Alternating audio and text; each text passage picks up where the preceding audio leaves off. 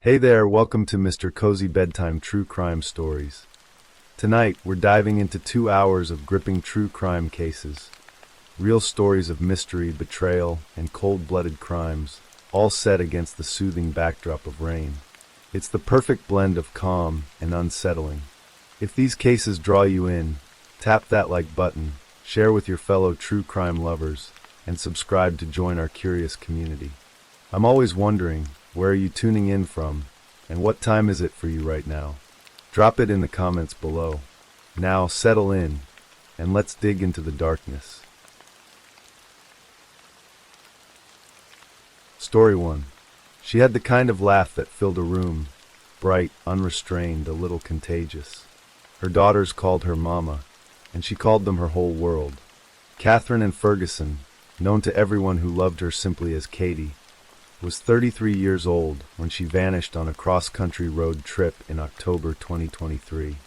She was last seen alive in the passenger seat of a battered Dodge Durango in Truman, Arkansas, seated beside a man she had already tried, once before, to leave behind forever.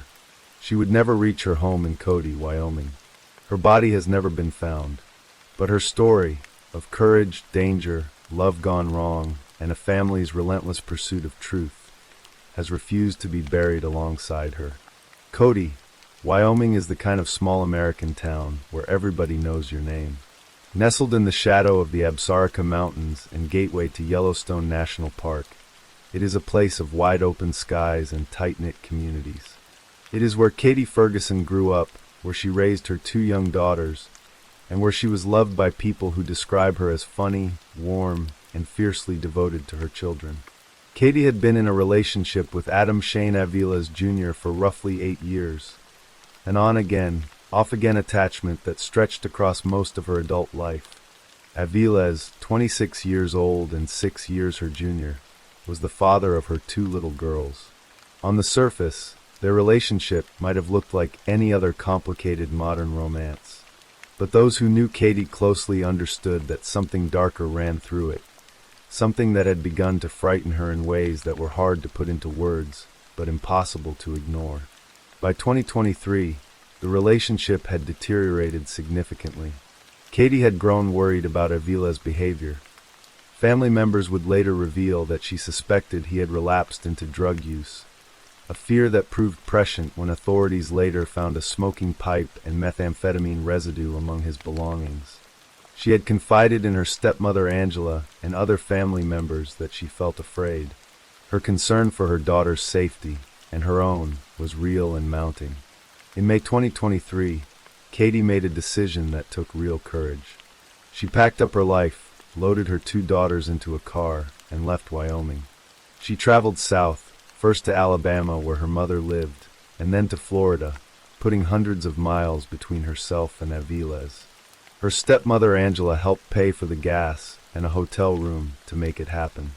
It was the act of a woman who understood she was in danger, who was trying to break free from a man who had come to frighten her. She settled in Florida for a time, trying to build a new chapter. Her daughters were with her. The distance felt, for a while, like safety. Friends and family breathed a small sigh of relief. Maybe they thought, this was finally the end of something that had been heading somewhere bad for a long time. But 3 months later, in the late summer of 2023, something shifted. Aviles had driven to Florida, ostensibly to visit his children. He arrived with a trailer, ostensibly to move belongings. The exact nature of what was said between them, what promises were made, or what pressures were applied, is not fully known. What is known is that Katie agreed to travel back to Wyoming with him and their daughters. Whether that decision was made out of hope or out of fear, or out of some complicated mixture of both, is something only Katie ever fully knew. The drive from Florida back to Cody, Wyoming, is roughly 2,500 miles.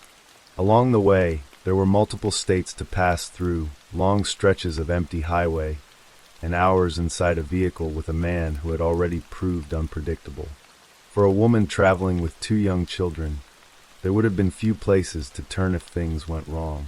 On October 5th, 2023, a police officer in the small town of Truman, Arkansas, pulled alongside a Dodge Durango.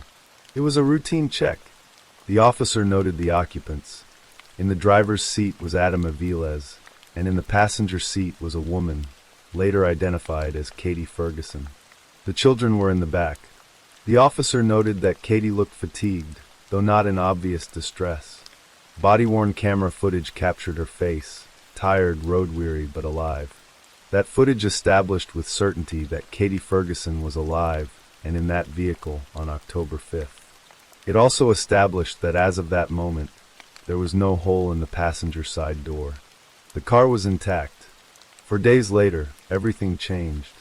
On October 9th, 2023, a Texas state trooper pulled the same Dodge Durango over during a traffic stop. Adam Aviles was in the driver's seat. The children were in the back seat. Katie Ferguson was nowhere to be seen. But something else had changed too. There was a piece of tape on the passenger side door, the same door where Katie had been sitting just days before. The trooper noted it, perhaps wondered about it briefly, and let the vehicle continue on its way.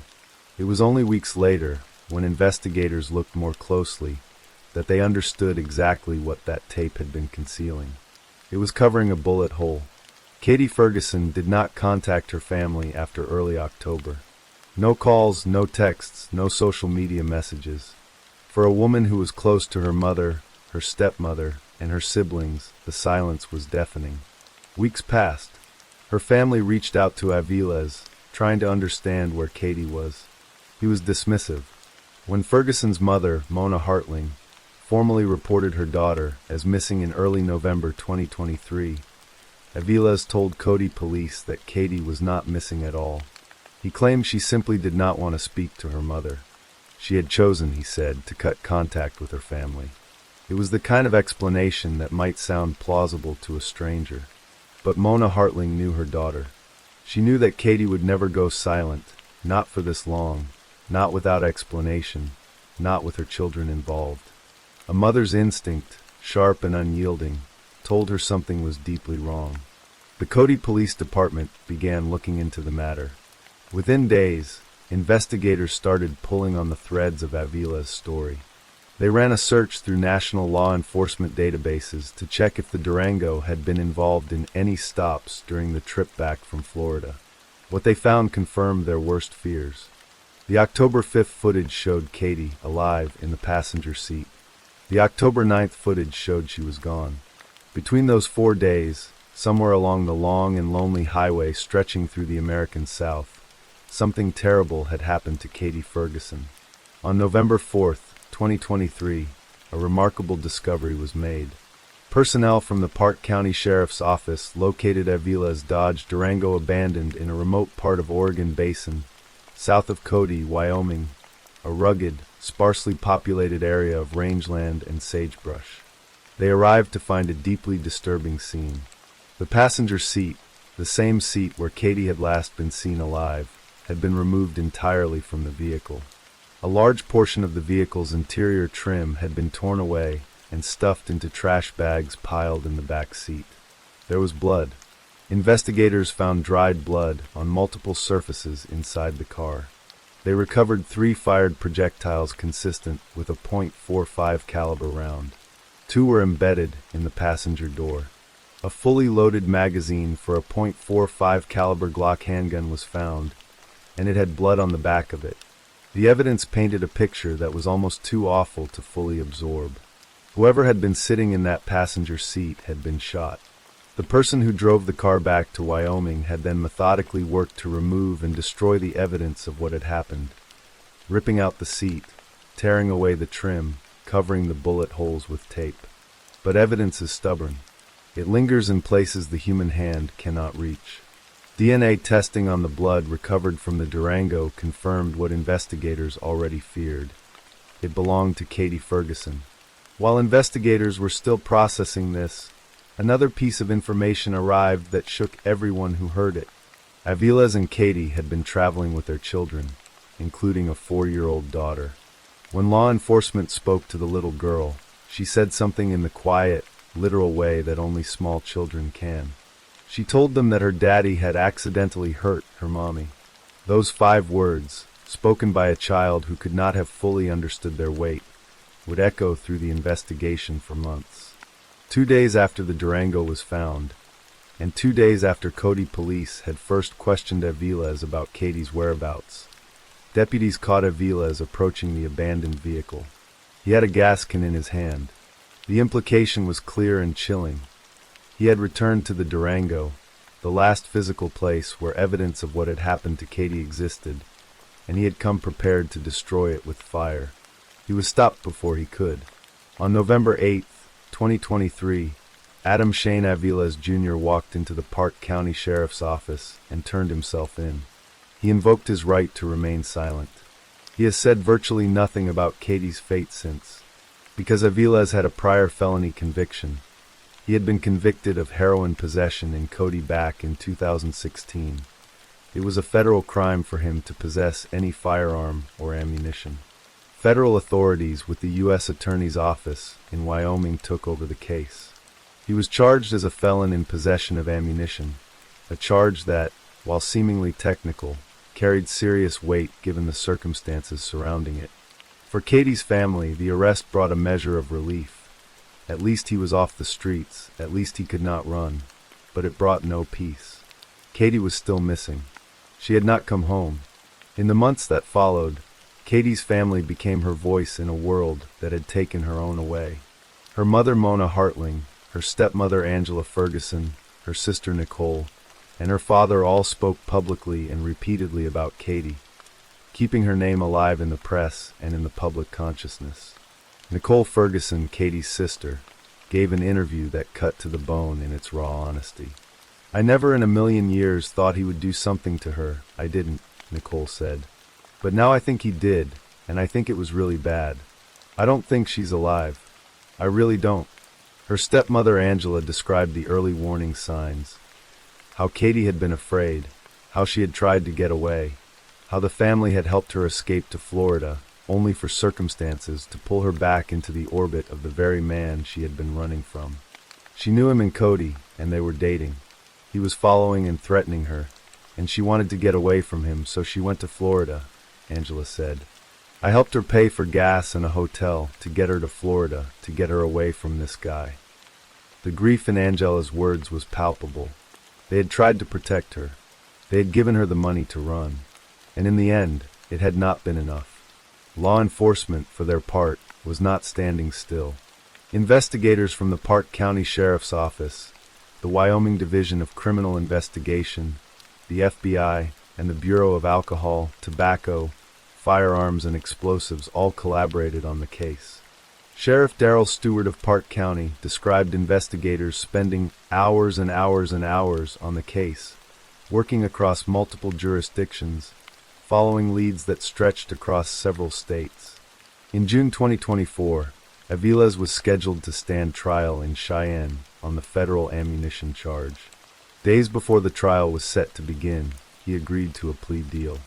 He pleaded guilty to being a felon in possession of ammunition, and in exchange, prosecutors agreed to seek no more than 8 years in prison and to drop a second charge of illegally possessing a Glock Model 41 handgun. Critically, both sides agreed that the plea deal would not prevent Aviles from being charged with murder or manslaughter at a future date. The federal case was not the end of the road for accountability. It was, at best, a first step. On September 13, 2024, Adam Shane Aviles Jr. stood before U.S. District Court Judge Alan B. Johnson in Cheyenne, Wyoming. The sentencing hearing lasted nearly 3 hours.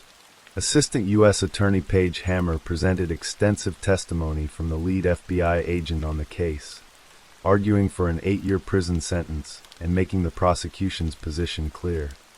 They believed Aviles had committed second-degree murder against Katie Ferguson. Judge Johnson listened carefully to all of it. In the end, he found that the prosecution had not presented sufficient evidence to formally support a murder finding under the sentencing guidelines. However, he did find, and this distinction carries its own quiet gravity, that Aviles had unlawfully possessed the ammunition in connection with the voluntary manslaughter of Catherine Ferguson. Under federal law, voluntary manslaughter applies when a person kills another in the heat of passion or upon a sudden quarrel. The judge ordered a sentence of 87 months, 7 years and 3 months in federal prison. For her mother, Mona Hartling, sitting with that news was an act of profound endurance. She posted on Facebook that Sunday with a promise: "We will have justice and peace for Katie and our family." As of 2026, Katie Ferguson's body has never been found. Investigators believe she was most likely killed somewhere between Texarkana, Texas, and Arkansas, in the 4-day window between when she was last seen alive on October 5th and when Aviles was stopped without her on October 9th. Search parties have combed the region.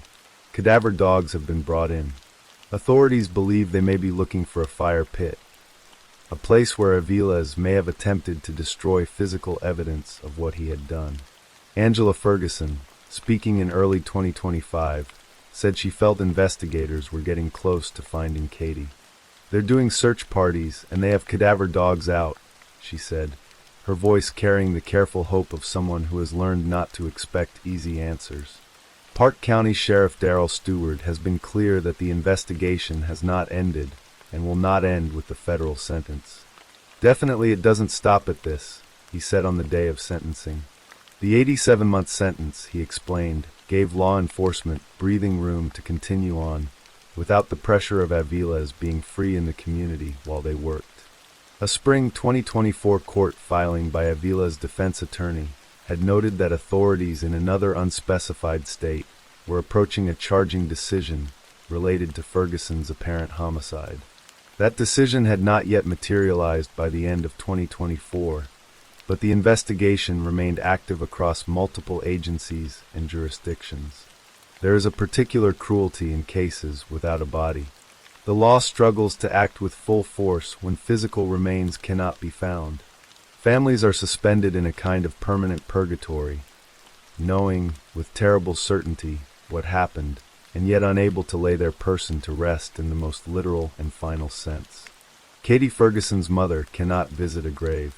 Her daughters are growing up in the shadow of a loss that has never been fully named in a court of law. Katie's 2 daughters, whose faces were captured on that October 5th body camera footage along with their mothers, are the quiet center of this tragedy. One of them, just 4 years old at the time, was in the back seat of that Durango on the long drive back through Arkansas and Texas. She was there when something changed. She was there when her mother disappeared. She was the one who later told investigators, in the simple language of a child, that Daddy had accidentally hurt Mommy. Those children are being cared for by family. They are growing up, and somewhere along a stretch of American highway, the woman who called them her whole world has not yet been found. Katie Ferguson was, by all accounts, a woman who deserved better. She was funny. She was kind. She was a devoted mother who spent the last months of her life trying to build safety and distance for herself and her daughters, and who, despite doing everything right, leaving the relationship, moving away, letting family help her, found herself in the worst possible situation on a lonely road through the American South. That closure has not yet come. Adam Aviles remains in federal prison, his sentence ticking down, his silence about what he did with Katie Ferguson holding firm. Investigators continue their work across multiple states. Katie's family continues their vigil, their love for her intact, their demand for justice undiminished.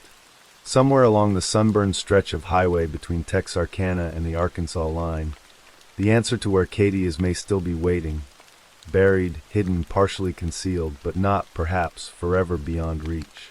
Cases like this have a way of breaking open when the world least expects it. A hiker, a hunter, a passing traveler, a conscience too heavy to carry any longer. Until that day, the family of Catherine and Ferguson keeps her name alive. Her mother posts. Her sister speaks. Her stepmother tells the story to anyone who will listen. They carry her with them, her laugh, her love for her daughters, the person she was before a road trip took her away, and they refuse, quietly and fiercely, to let the world forget. Story 2. The Mississippi River runs through Winona, Minnesota, the way memory runs through a life wide, unhurried, older than anything around it. The city sits in a river valley framed by limestone bluffs that rise dramatically on all sides, a geography so startling that first-time visitors often stop the car just to look. In a different season, under different circumstances, Winona is the kind of place that looks like a painting. The river catching the morning light, the Victorian storefronts along 3rd Street, the church spires against a pale winter sky. It is a place where people put down roots and raise families, where neighbors show up with food when someone is grieving, where the idea of the tight-knit community still means something real. In the spring of 2023, Winona would need every ounce of that closeness, because one of its own had vanished, and the people who loved her refused to stop until she was found. Madeline Jane Kingsbury was 26 years old. Most people who knew her called her Maddie, and the name suited her, warm and approachable, the kind of nickname given to someone who makes people feel at ease the moment she walks into a room. She was a graduate of Winona State University, a young woman of intelligence and ambition who had built a life in the river city she called home. She had 2 children, a 5-year-old and a 2-year-old, both young enough to still measure time in seasons rather than years. For Maddie, those children were everything. She was the kind of mother who showed up to every daycare drop-off, every pediatrician appointment, every ordinary Tuesday that other people might take for granted. She was devoted, nurturing, the kind of person who understood instinctively that her children needed stability and chose, again and again, to provide it. The father of her children was a man named Adam Fravel. He was 30 years old in 2023, a local man who had been in a relationship with Maddie for several years. By the time winter turned to spring, that relationship had reached its quiet, painful end. Maddie had been looking at apartments in the Winona area, researching her options, laying the groundwork for a life that no longer included Fravel under the same roof. She had confided in friends and family about her plans. She had, according to people close to her, also begun a new relationship with another man, a fact she had shared with Fravel himself about 2 weeks before March 31st, telling him directly that she had moved on. Those who knew Maddie saw this as an act of characteristic honesty. Those who knew the dynamic between her and Fravel understood, in retrospect, that it may have been the most dangerous thing she ever said. The people in Maddie's life had been worried for some time. Friends had noticed bruises. They had heard stories that accumulated, slowly and then all at once, into a picture of a relationship marked by control and fear. Maddie had reportedly told people close to her that she was concerned about what Fravel might do, that she had, in the language of someone who has learned to read danger signs, pointed toward him as the person they should suspect if something ever happened to her. Her friends listened. They took her seriously. And yet, as is so often the case in lives lived under threat, there was never a single obvious moment where it was clear that the threat was immediate, that the line between fear and catastrophe was about to be crossed. March 31st, 2023 began the way most Fridays begin, with the ordinary choreography of family life. Early that morning, Maddie and Adam Fravel loaded their 2 children into Maddie's blue 2014 Chrysler Town and Country minivan and drove together to drop the kids off at daycare. It was an arrangement born of practicality. The 2 of them, no longer a couple but still bound by the children they shared, navigating the ungainly logistics of co-parenting. The daycare drop-off happened at approximately 8 in the morning. The children went inside, as children do, unaware that this particular morning would be unlike any other. After the drop-off, Maddie and Fravel drove back together to the home on Cary Drive in Winona. At 8:15 in the morning, Maddie sent a text message to her sister Megan. It was the kind of unremarkable exchange that sisters have every day, brief, comfortable, the digital equivalent of a wave across the yard. Neither of them knew it would be the last message Megan would ever receive from her. After 8:15, Maddie Kingsbury was never seen or heard from again. What happened inside that house on Cary Drive in the minutes and hours after the text message would become the central question of a criminal investigation that gripped all of southeastern Minnesota.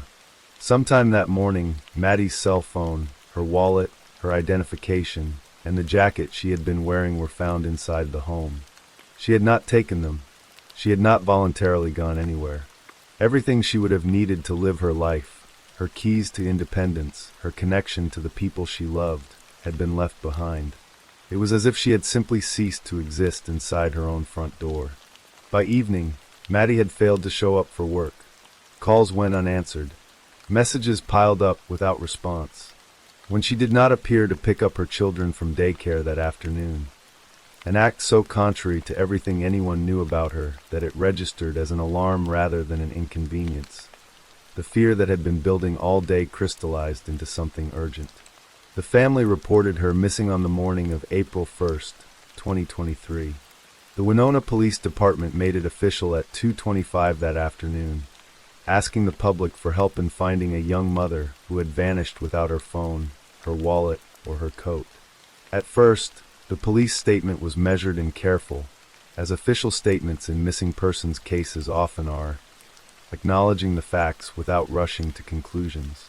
But on April 5th, at a press conference that drew journalists from across the region, Winona Police Chief Tom Williams stepped to the microphone and said the words that confirmed what the family already feared. Maddie's disappearance, he said, was involuntary, suspicious, and we are all concerned for her safety. Standing nearby, her sister Megan addressed the cameras with the kind of composure that only comes when falling apart is not an option. "The children need their mother," Megan said, her voice steady. "We need our daughter, our sister, our aunt, and our best friend back." The community responded in the way that communities sometimes do when a single story pierces through the ordinary noise of daily life. On April 7th, more than 1,800 people turned out for a 2-day search of southeastern Minnesota. Volunteers in boots and warm jackets spreading out across fields, riverbanks, woodlands, and back roads, covering territory with the patient thoroughness of people who understand that the answer is somewhere, that it has to be somewhere, and that every patch of untouched ground is one more place it might be. The search turned up nothing, but the people kept coming. Meanwhile, investigators were doing what investigators do, following the digital and physical trail that every life leaves behind. Adam Fravel became the focus of their attention almost immediately. He was, by all accounts, the last person known to have been with Maddie before she disappeared. He had been in the house with her after the daycare drop-off. And as detectives began pulling at the threads of the relationship between Fravel and Kingsbury, what unraveled was deeply troubling. Friends and family members came forward with accounts of what Maddie had told them about her relationship with Fravel. There were allegations of physical abuse. There were descriptions of control and intimidation.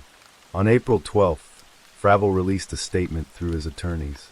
It was the kind of statement that defense lawyers craft carefully, threading the needle between denial and the appearance of cooperation. "During these last 12 days I have cooperated with law enforcement at every turn," the statement read. "I did not have anything to do with Maddie's disappearance. I want the mother of my 5-year-old and 2-year-old to be found and brought home safely. I want that more than anything." He asked for privacy for himself and his children. He expressed no visible grief. He offered nothing that might help find her. The weeks that followed were an exercise in sustained anguish. The community organized prayer vigils. Volunteers searched the shores of the Mississippi River as water levels receded in late May, hoping that lower water might reveal what high water had concealed. Maddie's father, who had stayed silent in the early weeks of the investigation, finally spoke publicly at a May vigil, his voice breaking with barely controlled emotion. "We know that Madeline is around here somewhere," he said. "She just didn't vanish. Someone knows something. Someone saw something. Make this your battle cry. Where's Madeline? Where is she? Make it loud, and don't stop until she's found." In the background of all of this, Fravel had the audacity to file for custody of the 2 children he shared with Maddie, the children whose mothers' whereabouts he alone knew. A Winona County judge denied the petition on June 5th, ordering that the children remain with their maternal grandparents, who had been caring for them since early April. It was a small legal moment that nonetheless carried enormous weight. A judge had looked at the circumstances surrounding Maddie's disappearance, looked at Fravel, and decided that her children belonged with the people who were searching for her. 2 days later, everything broke open. On June 7th, 2023, 69 days after Maddie had last been seen. A Fillmore County Sheriff's deputy was working a stretch of Highway 43, a remote rural road that winds south of Winona toward the Iowa border, near the small town of Mabel. The deputy had been directed there by electronic evidence gathered during the investigation. He left his vehicle and walked into the brush beside the road, following an instinct or a tip or the quiet accumulated weight of 69 days of searching, and in the vegetation along that dead-end road, he found what the family had feared for 2 months. Maddie's body was in the brush, not far from a property belonging to Fravel's parents. She had been wrapped in a gray-fitted bedsheet and sealed with black duct tape, then covered with wooden debris, branches and boards arranged over her as if to ensure she would not be found quickly.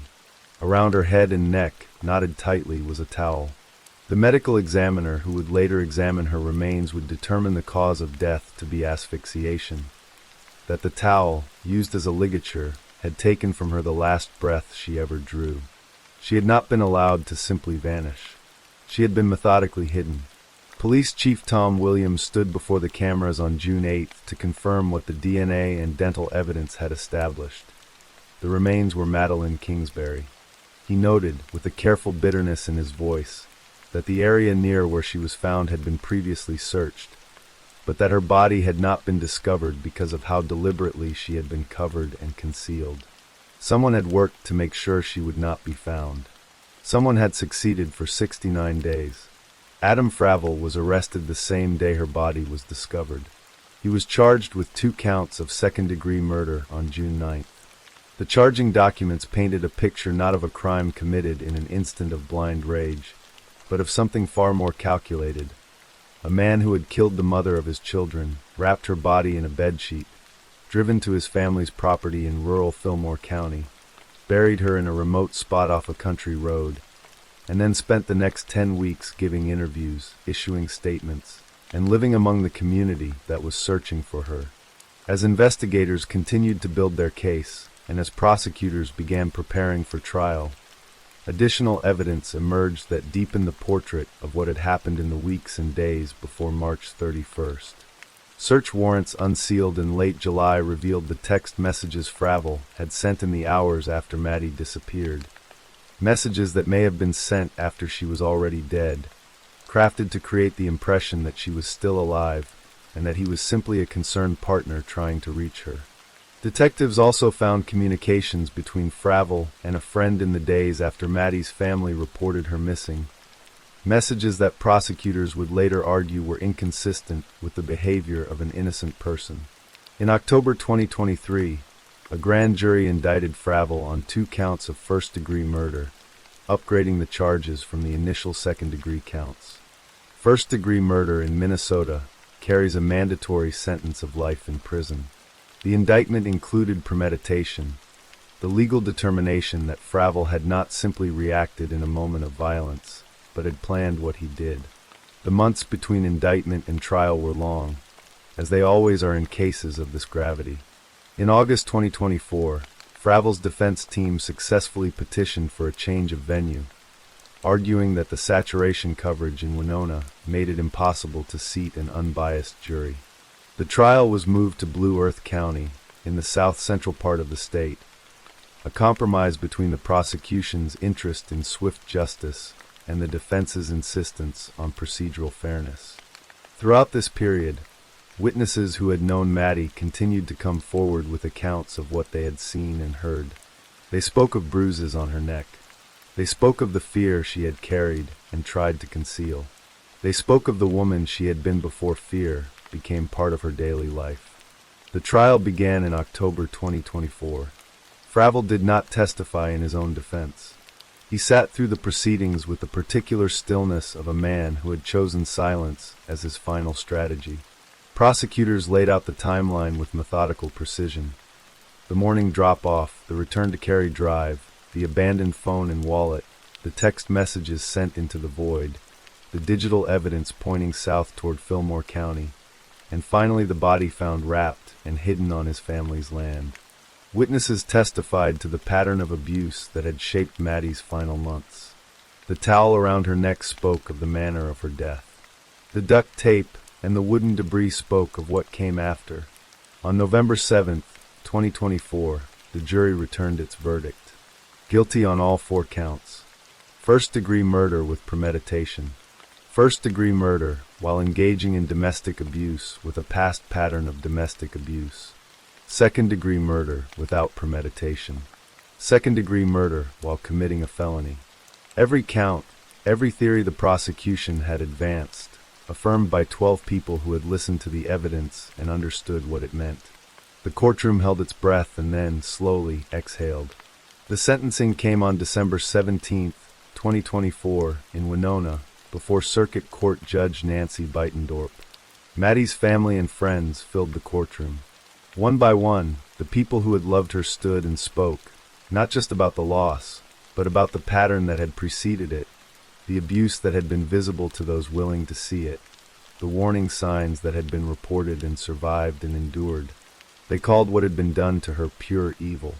They spoke the way people speak when they want to make sure the record is complete, when they understand that a sentencing hearing is one of the last official moments when the full truth of a person's life can be placed on the court's permanent record. Fravel addressed the judge before the sentence was handed down. He maintained, as he had throughout, that he was innocent. "I never caused harm to Maddie," he said, standing before the judge who was about to take away the rest of his life. It was a final act of denial so complete and so unbroken that it struck everyone in the courtroom, not as convincing, but as a kind of revelation, not of innocence, but of character. Judge Beitendorp was unmoved. "The sentence in this case will reflect the seriousness of your crime," she told Fravel directly, "and will ensure justice for Maddie and her family. It will be a clear reminder that actions do have consequences, and that violence like this will not be tolerated." She sentenced Adam Fravel to life in prison, the mandatory sentence for first-degree murder in Minnesota, which carries no possibility of parole. Winona County Attorney Karen Sonneman addressed the court as well, speaking with the careful fury of someone who had spent years in this case. "The crimes committed by Mr. Fravel shook the foundations of our community," she said, shedding a very bright light on the extremes of domestic violence, and revealing the evil acts of a man who had no care as to how his actions would affect his children for their lifetimes. That phrase, his children, hung in the air after everything else had faded. 2 children who no longer had a mother. 2 children who had been strapped into car seats on a Friday morning and handed over to the man who would murder her before the day was done. 2 children who would grow up with maternal grandparents who had spent 69 days not knowing if their daughter was alive, who had stood before cameras and begged strangers to help find her, who had eventually received the news that every parent most fears. Those children are part of Maddie's legacy. Not the only part, not even the largest part, but the part that breathes and continues and carries her forward. Maddie Kingsbury's case became a touchstone in the conversation about domestic violence in America, not because it was unique, but because of how clearly it illustrated every step of a pattern that advocates have been describing for decades. She had recognized the danger. She had told people. She had made plans to leave. She was in the process of building an exit when the exit was taken from her. The tragedy is not simply that she died. The tragedy is that she saw it coming and still could not outrun it. Not because she failed, but because the structures and systems around her were not fast enough, strong enough, or alert enough to stand between her and the man who intended to harm her. In Winona, her name is still spoken with the particular tenderness reserved for those taken before their time. The limestone bluffs still rise above the river valley, unchanged and indifferent. The Mississippi still moves through the city the way it always has, carrying everything downstream. But in the elementary schools and community centers and church halls of southeastern Minnesota, Maddie's name shows up in conversations about safety and warning signs and the courage it takes to leave. Madeline Jane Kingsbury was 26 years old. She was a mother, a sister, a daughter, a friend. She liked her children, her community, her city by the river. She was trying to build a safer life. She deserved to finish it. Story 3. The Antelope Valley spreads north of Los Angeles like a long exhale, flat, sun-baked, and vast in a way that can feel both liberating and isolating depending on the day. Lancaster sits at its heart, a city of nearly 170,000 people built on the edge of the Mojave Desert, where the sky stretches wide and the Santa Ana winds roll through in autumn like a warning. It is a place of working families, apartment complexes stacked against the desert heat, and the particular kind of resilience that takes root in communities that have had to build something out of very little. For two people who had left everything they knew in South America to chase the American dream, Lancaster had once felt like the beginning of something. By the summer of 2025, for one of them, it had become the end. Sheila Lisbeth Gutierrez Rosillo was born in Peru, a country of extraordinary color and contradiction. Cloud-draped Andean peaks, Pacific coastlines, and cities humming with the energy of people trying to make something of themselves against enormous odds. She carried Peru with her when she came to California, in her accent, in her cooking, in the warmth she extended to the Peruvian community she found in the Antelope Valley. To the people who knew her in Lancaster, she was simply Sheila, a 33-year-old mother with dark eyes, a wide smile, and a fierceness for her children that was visible in everything she did. She had 3 young sons, boys small enough that their world was still entirely made of her. Her voice, her arms, her presence at the end of every day. She was by every account the kind of mother who shows up, completely, consistently, and without reservation. Her husband was Josimar Cabrera Cornejo, 36 years old, also Peruvian by birth, also transplanted to the Mojave heat of the Antelope Valley. The two had built a life together in Lancaster in a ground-floor apartment on Lancaster Boulevard, a stretch of road that runs through the center of the city, lined with storefronts and apartment complexes, and the ordinary clutter of working-class urban life. On the surface, they were a family trying to make it in America. Immigrant parents, 3 children, a shared apartment, the daily grind of survival in an expensive state. Beneath the surface, the people who loved Sheila had been watching with growing alarm for years.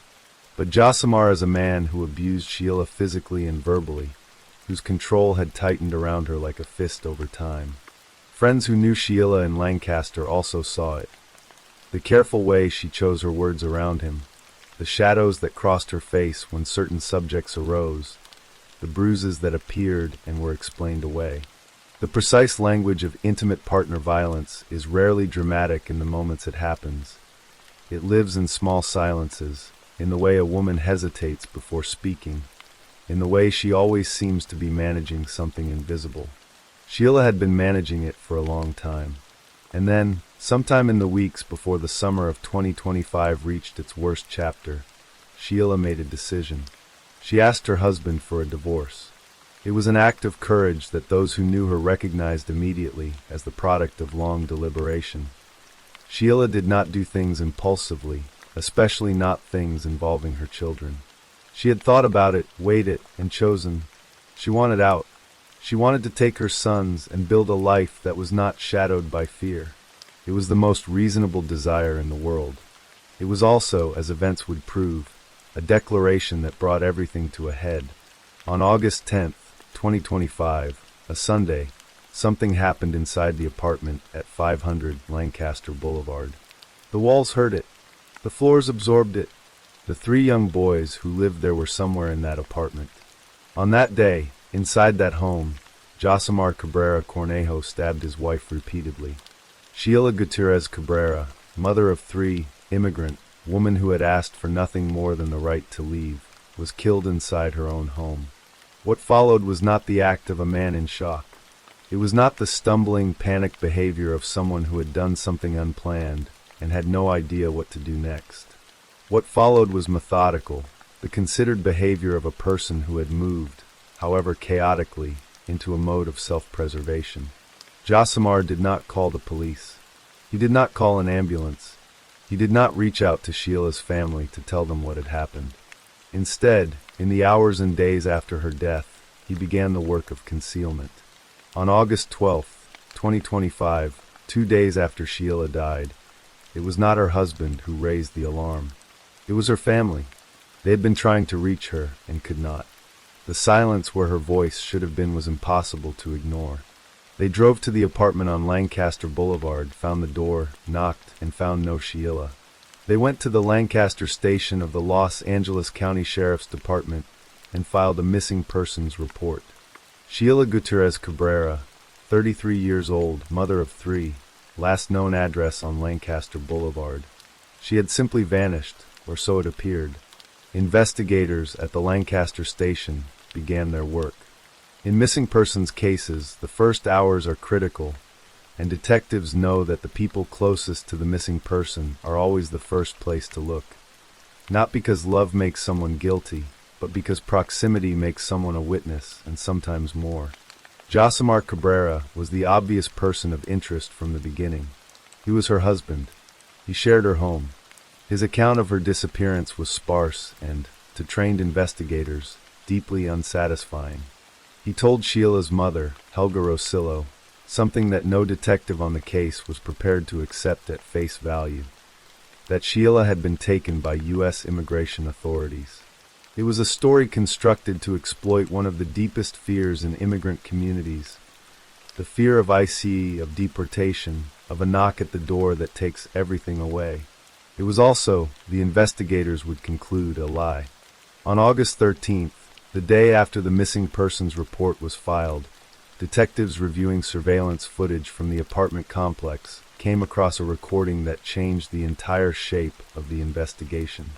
The footage, captured by a ring camera at the complex, showed Josimar Cabrera in the early morning hours, moving through the exterior of the building.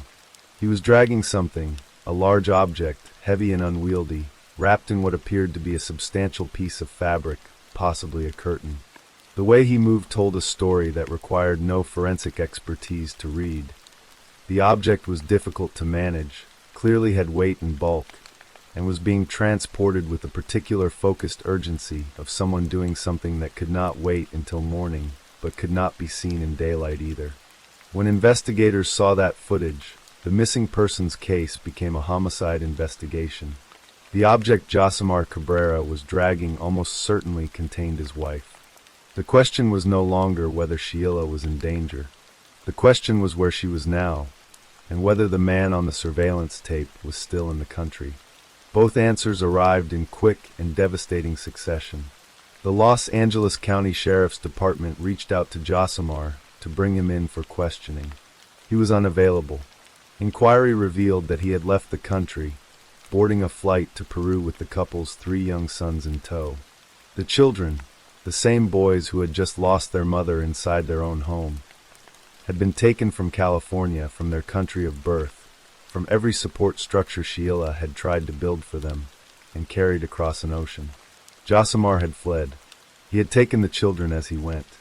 The news of his flight hit Sheila's family and friends like a second blow. They had been searching for her. They had been hoping. And now the man they already suspected had vanished to the country where he had connections, where he had family, where extradition would be complicated and slow. It felt, to the people who loved Sheila, like the ultimate act of contempt, not just the crime, but the calculated exit from its consequences. Her friends, speaking to reporters who had begun covering the case, were direct. They told investigators publicly to arrest him. They told the media that they knew what had happened. They named him. They refused to let the story quietly dissolve in the complicated machinery of international law. Meanwhile, the search for Sheila's body was underway in earnest. Investigators had a crucial piece of information. The surveillance footage showed the direction in which the large wrapped object had been transported. Digital forensics, call records, and the systematic logic of an investigation pointed investigators southward, toward the Angeles National Forest, a vast stretch of mountain wilderness that rises steeply from the desert floor south of Lancaster, covering more than 700,000 acres of chaparral, pine, and canyon. It is beautiful and enormous and deeply remote in its interior, a place where the city feels very far away even when it is only minutes behind you. It is, in the most practical and terrible sense, a place where things can be hidden. On August 16, 2025, 6 days after Sheila died and 4 days after her family reported her missing, The Montrose Mountain Search and Rescue Team was working the Angeles National Forest, moving through the brush and terrain south of Lancaster. They were looking for a specific thing, an object matching the material visible in the Ring camera footage from August 13th. They found it, at the foot of an embankment, deep in the vegetation, approximately 16 miles from the Lancaster apartment where Sheila had lived. They found a large wrapped bundle, covered and concealed in the kind of way that takes deliberate effort. Not an accidental fall, not a casual disposal, but an act of burial in all but name. Homicide detectives responded immediately. They examined the bundle. They confirmed what the surveillance footage had already told them and what the hearts of the people searching for Sheila had feared. She was inside, wrapped in material consistent with what was seen in the surveillance footage from her apartment complex. She was pronounced dead at the scene. The Los Angeles County Medical Examiner took custody of her remains to determine the official cause of death. When those findings came back, they confirmed the most specific and brutal details of what had happened to her on August 10th. Sheila Gutierrez Cabrera had been stabbed repeatedly. She had been murdered in her own home. And then she had been wrapped in a curtain and carried into the forest like something to be thrown away. The news traveled to Sheila's family in California, to her mother Helga in Peru, to the Peruvian community in Lancaster that had embraced her, to the friends who had known her well enough to see through the surface of her life and understand what she was enduring. Grief arrived in waves. First the confirmation of death, then the method, then the image of her hidden in a forest, abandoned at the base of an embankment, covered in debris. The people who loved her had spent 6 days hoping. They had spent those 6 days wrong. On August 21st, 2025, the Los Angeles County District Attorney's Office filed a charge of murder against Josimar Cabrera Cornejo. An extradition warrant was simultaneously filed, setting in motion the legal process that would need to unfold before he could be brought to California to face a courtroom. The DA's office stated plainly, if convicted as charged, Josimar Cabrera Cornejo faced a possible maximum sentence of 26 years to life in state prison. Internationally, the Los Angeles County Sheriff's Department worked with Peruvian authorities and Interpol to locate and detain him. A red notice, the highest-level international alert issued by Interpol, was circulated. The machinery of international law, slow and grinding as it can be, had been set in motion. In Peru, the Policía Nacional del Peru moved quickly. On August 27, 2025, 11 days after Sheila's body was found in the forest, the Peruvian National Police released a video on social media showing Josimar Cabrera Cornejo in handcuffs at the Interpol Lima headquarters. He had surrendered. The official announcement was careful and formal, as such announcements tend to be. The wanted murder suspect had presented himself at the Interpol offices and was being held in preventive detention while extradition proceedings advanced. In the video, he looked at the cameras with an expression that gave nothing away. The handcuffs gave everything away.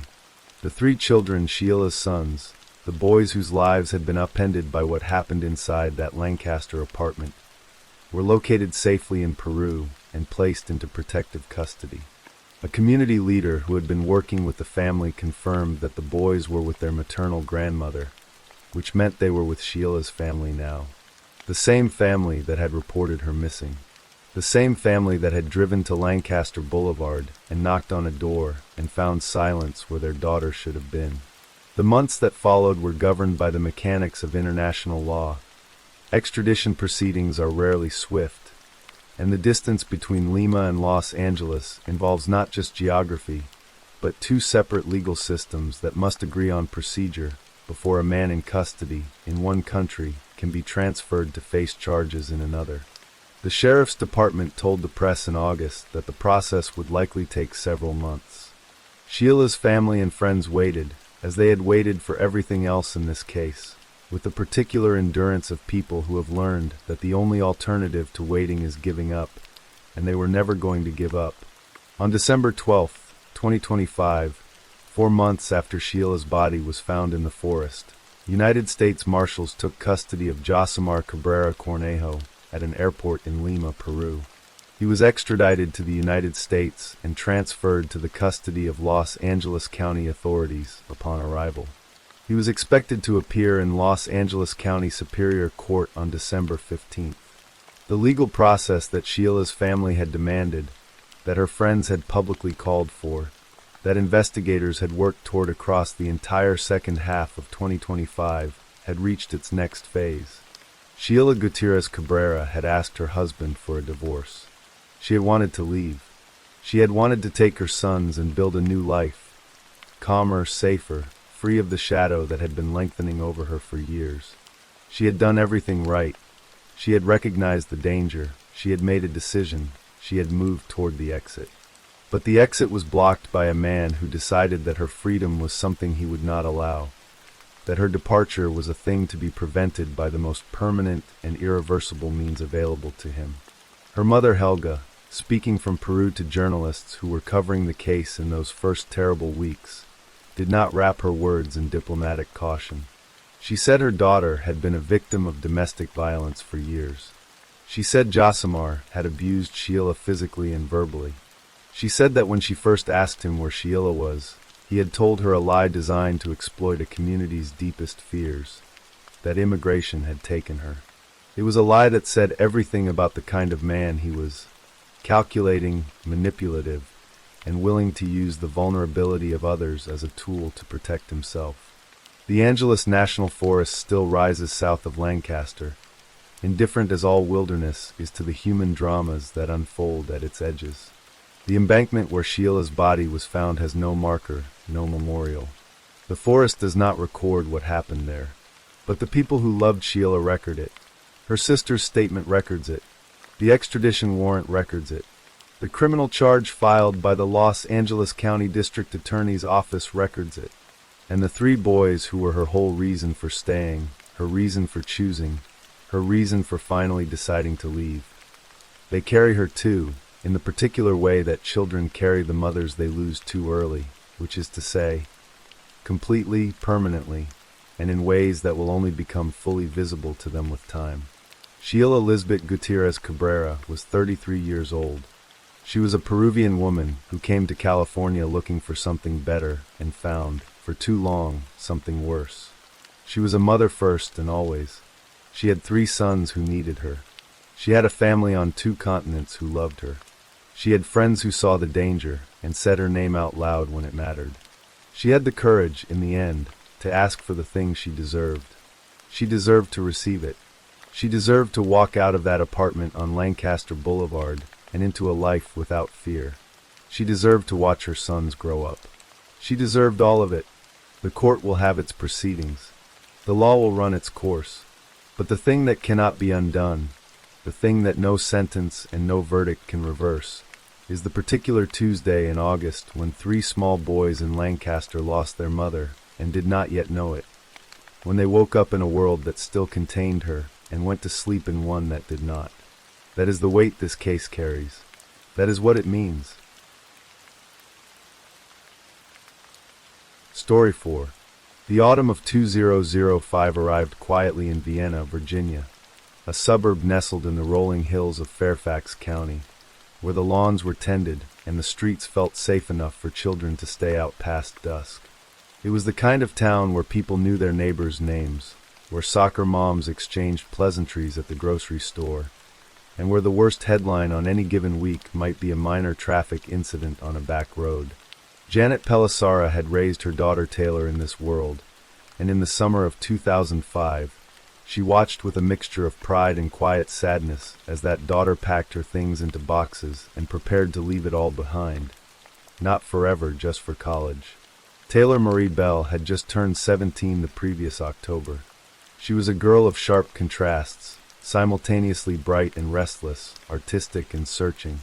She had a quirky sense of humor, a love for skateboarding, and a habit of filling her online journal with the kind of unfiltered thoughts that teenagers tend to pour into digital pages at midnight. She had big brown eyes and a wide smile that appeared easily and often in photographs. Her mother Janet described her as full of life, the kind of person who could make friends in a waiting room. Taylor's parents had divorced years earlier, and she split her time between her mother's home and her father Tom Bell's house, maintaining the fragile emotional balance that children of divorce learn to carry. But whatever complications life had offered her, Taylor had chosen to greet the future head-on. She had been accepted to Virginia Commonwealth University in Richmond, and she was going. Virginia Commonwealth University, commonly called VCU, sits in the heart of Richmond, a city with deep historical roots, a thriving arts culture, and the particular electric energy of a college town. It was a world away from the quiet predictability of Vienna. Taylor moved into her dormitory in August 2005, just weeks before classes began, and she embraced the newness of it all with the enthusiasm of someone who had been waiting her whole life to begin. She decorated her room, made her first friends, and explored the city's cobblestone neighborhoods and independent coffee shops. For a young woman who had always felt slightly too big for her small-town life, Richmond seemed like the beginning of something real. That Labor Day weekend, the first weekend of September 2005, Taylor went home. It was a short visit, the kind of trip that college freshmen make in the first flush of homesickness. Just long enough to eat a home-cooked meal, sleep in a familiar bed, and remember where you came from. She spent the weekend with her mother in Northern Virginia, and when Monday came, she drove back to Richmond in her white Ford Escort, the car she had come to rely on for her growing sense of independence. She returned to her dormitory, unpacked, and called both of her parents to let them know she had arrived safely.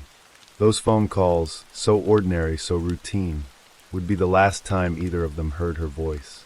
That evening, September 5th, Taylor met up with a friend named Jacob Goldbeck for dinner at the Village Cafe on Grace Street, a popular student spot just a short walk from campus. They talked and ate, and when the evening wound down, Taylor mentioned she was thinking about going skateboarding later that night. It was a perfectly Taylor thing to say. She loved skateboarding the way some people love running, as a way to move through the world and feel briefly free from it. Jacob, a friend who shared a meal with a girl who would not make it home that night. Taylor returned to her dormitory sometime after dinner. Her roommate noted that she left again at around 10:20 in the evening, stepping out into the warm September night. A surveillance camera mounted on the exterior of her building captured her at 10:24 p.m., walking away from the dorm with a man. That image, grainy, time-stamped, irreversible, would become one of the most critical pieces of evidence in the weeks to come. But on the night of September 5th, nobody yet knew to be afraid. Nobody yet knew she was gone. By the next morning, Taylor Bell had not returned. Her roommate noticed her absence, then her friends, then the university. When her mother Janet could not reach her by phone, the alarm bells that every parent dreads began to ring. By September 6th, Taylor Bell was officially reported missing. The news spread quickly. VCU campus buzzed with the low-grade anxiety that settles over a community when one of its own disappears without explanation. Flyers bearing Taylor's photograph began to appear on telephone poles and bulletin boards throughout the Fan District, the historic Richmond neighborhood adjacent to the campus. The National Center for Missing and Exploited Children was alerted. Volunteers joined the search. And through it all, Janet Pelissara appeared on television, her voice steady even as her eyes betrayed everything she was trying not to feel, begging anyone with information to come forward. Detectives began the painstaking work of retracing Taylor's final hours. They interviewed her friends, her acquaintances, her former boyfriend, anyone who had been in contact with her that last day. They combed through her online presence, her live journal, her MySpace page, her email records, looking for anything that might explain where she had gone and why. What they found, threading through the digital record of her life, was the name of a man she had connected with in the weeks before her disappearance, Benjamin Foley. Foley was 38 years old. He lived near the VCU campus in a small apartment, had no steady employment, and described himself as an amateur photographer. He was the kind of person who occupied the blurry social margins of a college neighborhood, old enough to seem worldly to teenagers, but not established enough to belong anywhere else. He had met Taylor through her online journal, in the casual, boundary-blurred way that the early internet made possible. He had posted photographs of her on his own website, and his online journal contained references to their relationship that investigators found immediately troubling. He was, by any measure, an unusual person to be in a 17-year-old girl's orbit. In the days immediately following Taylor's disappearance, a reporter named Tracy Sears was out in the neighborhood, interviewing people and gathering community reaction. Near the Village Cafe, the very restaurant where Taylor had eaten her last meal, she encountered a man distributing flyers bearing Taylor's picture. The man was Ben Foley.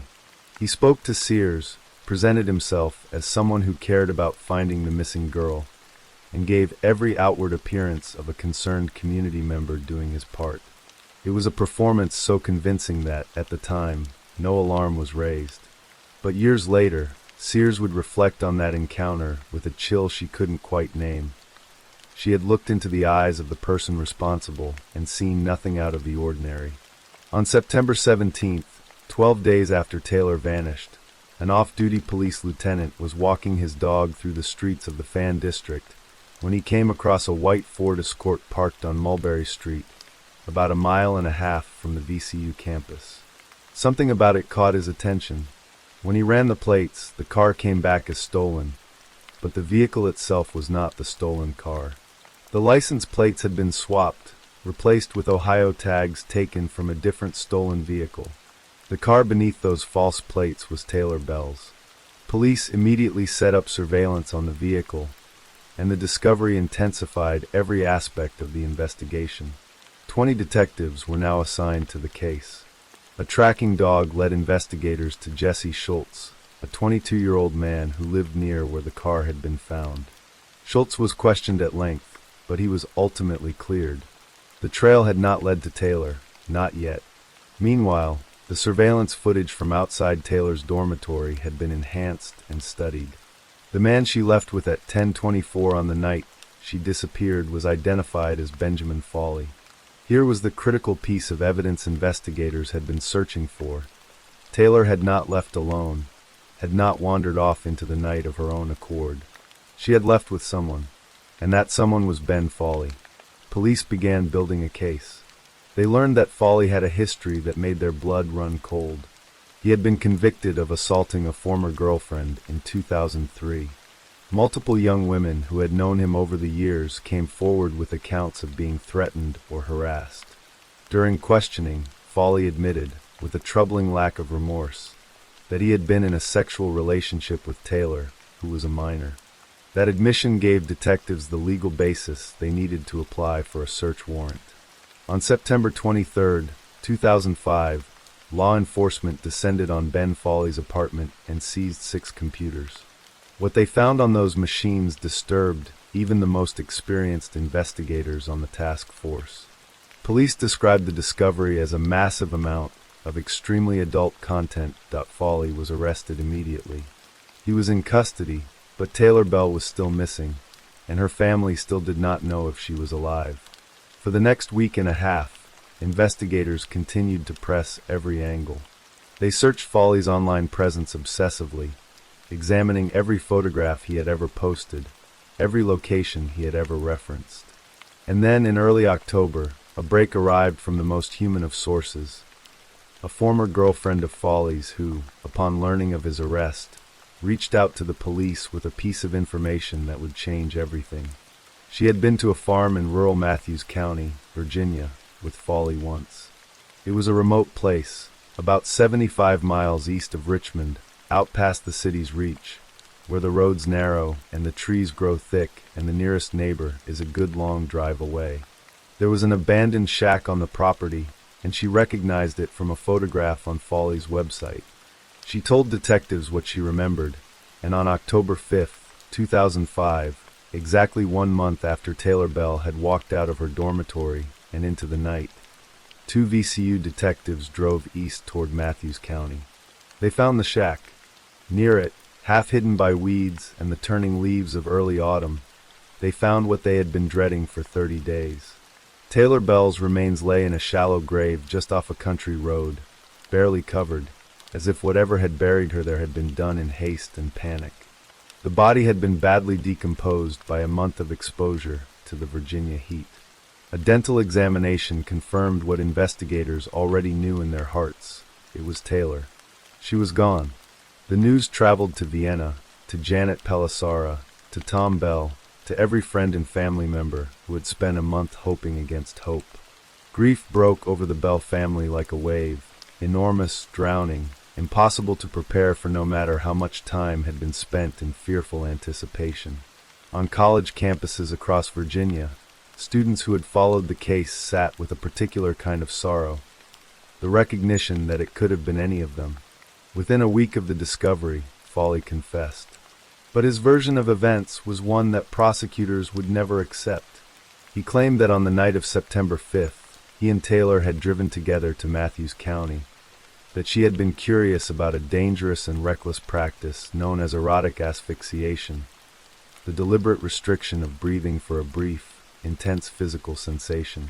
He said she had wanted to try it, that it had been entirely her idea and entirely consensual, and that he had placed a bag over her head at her own request. He said she had lost consciousness and never regained it. He claimed that he panicked, drove back to Richmond with her body still in the car, went to sleep, and then returned to Matthews County the following day to bury her in a shallow grave beside the abandoned shack. He insisted he had not murdered her. He insisted it was an accident. Prosecutors, investigators, and the grand jury that heard the evidence refused to believe him. There were too many things that didn't fit. Foley himself had admitted in one interrogation that he had flipped out during the encounter. He admitted that Taylor's arms had been restrained behind her back with duct tape, claiming again that this had been consensual, but there was not a single piece of evidence suggesting Taylor had any interest in the dangerous practice he described. Her friends knew nothing of any such interest. Her journals contained no such reference, and the nature of the restraints spoke to a level of control and force that sat uneasily with any narrative of mutual willingness. The prosecution built their theory carefully and methodically. They believed that Foley had driven Taylor to that isolated farm in Matthews County with a specific intent, and that when she refused or resisted his advances, something in him had erupted. The lead prosecutor, Robert Bullard, stated plainly that when asked whether it was possible Taylor's death had truly been an accident, he responded that while a meteor landing on Taylor Bell was theoretically possible, it was not probable. The evidence, he said, showed that Foley had killed her. In January 2006, a Matthews County grand jury indicted Benjamin Foley on charges of first-degree murder. It was a charge that carried with it the full weight of premeditation, the theory that he had planned what he did, that Taylor Bell had been targeted and taken to that remote field deliberately. The road through the legal system was long and, in its own way, as painful as everything that had come before. The autopsy report, completed in August 2006, listed the official cause of death as homicidal violence, type undetermined. The decomposition of the body had been so extensive after a month in the Virginia summer that the precise mechanism of death, strangulation, suffocation, something else, could not be established with forensic certainty. It was a bitter technical reality that would ultimately prevent the first-degree murder charge from holding. Without the ability to prove specific intent beyond reasonable doubt, the charge was reduced to second-degree murder. Benjamin Foley accepted a plea deal. On August 9, 2006, he appeared before a circuit court judge and was sentenced to 30 years in prison for the second-degree murder of Taylor Marie Bell. The judge had heard from Janet Pelissara and from others who loved Taylor, had seen the photographs of a smiling 17-year-old who had spent a single Labor Day weekend at her mother's house and never come home, and handed down the sentence. Foley, for his part, maintained to the end the insistence that he had not murdered anyone, that he was perhaps the cause of her death, but not a killer in any meaningful sense of the word. Prosecutors and the Bell family saw it differently, and the law, in its imperfect way, had agreed. The case of Taylor Bell left marks on Virginia Commonwealth University that would not quickly fade. Campus safety protocols were examined and overhauled in the months and years following her death, with particular attention paid to the vulnerability of freshmen in their first weeks on campus. The disorienting, trusting, dangerously open period when a young person is still learning which risks are real and which are imaginary. Taylor had been a girl in the middle of becoming, in the middle of figuring out who she was and what she wanted from the world, and she had been targeted precisely in that vulnerable moment. 20 years later, in the autumn of 2025, Richmond journalists and VCU faculty gathered to reflect on how much had changed and how much hadn't. The internet, which had played such a central role in Taylor's case, had both evolved into something far more sophisticated and retained its fundamental capacity to bring predators into proximity with the trusting and the young. Ben Foley had found Taylor through an online journal. He had cultivated a relationship through screens before the physical world made its horrifying intrusion. It was a pattern that would repeat itself in other cases in the years that followed, a warning written in grief that some chose to heed and others did not. Janet Pelissara has spoken publicly about her daughter in the years since, always with the careful dignity of a mother who has learned to live in the permanent shadow of an unthinkable loss. She has described Taylor not as a victim, though she was that undeniably, but as a person, a girl who liked to skateboard and write in her journal and call her parents to say she had arrived safely. A girl who decorated her first dorm room and made friends easily and believed, as most 17-year-olds believe, that the worst thing that could happen was something that happened to other people. What happened to Taylor Bell happened in the gap between the world as it should be and the world as it is. It happened in the space between a father who gave her independence and a mother who taught her to call when she arrived, between a bright future and a dark country road. It happened because a predator saw a girl in the process of becoming and decided she was an opportunity rather than a person. And it ended, as so many such cases end, not with justice that feels equal to the loss, because no sentence handed down in a courtroom can be equal to that loss, but with a number. 30 years, a door closing on a man who had destroyed a life, and a grave in Matthews County where a girl, who had only just arrived, was laid to rest far too soon. Taylor Marie Bell was 17 years old. She had been at college for less than a month. She had called her parents to say she was safe, eaten dinner with a friend, and mentioned wanting to go skateboarding. She was, in every meaningful way, just getting started. And the city of Richmond, the campus of VCU, and the family she left behind have carried the weight of that unfinished beginning ever since. Not as a cautionary tale, not as a case file, but as a daughter, as a girl, as Taylor. Story 5. There is a particular kind of silence that settles over a home where fear has lived for years. It is not peaceful. It is the silence of held breath, of footsteps calculated not to creak, of children who have learned to read the temperature of a room before they dare to speak. That was the silence Nikki Adamando knew intimately, the silence that had wrapped itself around every corner of the house she shared with Christopher Grover in Poughkeepsie, New York. And it was a silence that, on the night of September 27, 2017, was finally and irrevocably broken. Nikki was 19 years old when she first met Christopher Grover in 2008. They were both gymnastics instructors at the same gym, young and energetic, surrounded by the wholesome world of children's athletics. Christopher was 21, broad-shouldered and charming in the way that draws people in before they have had time to look more closely. To Nikki, he must have seemed like the beginning of something good.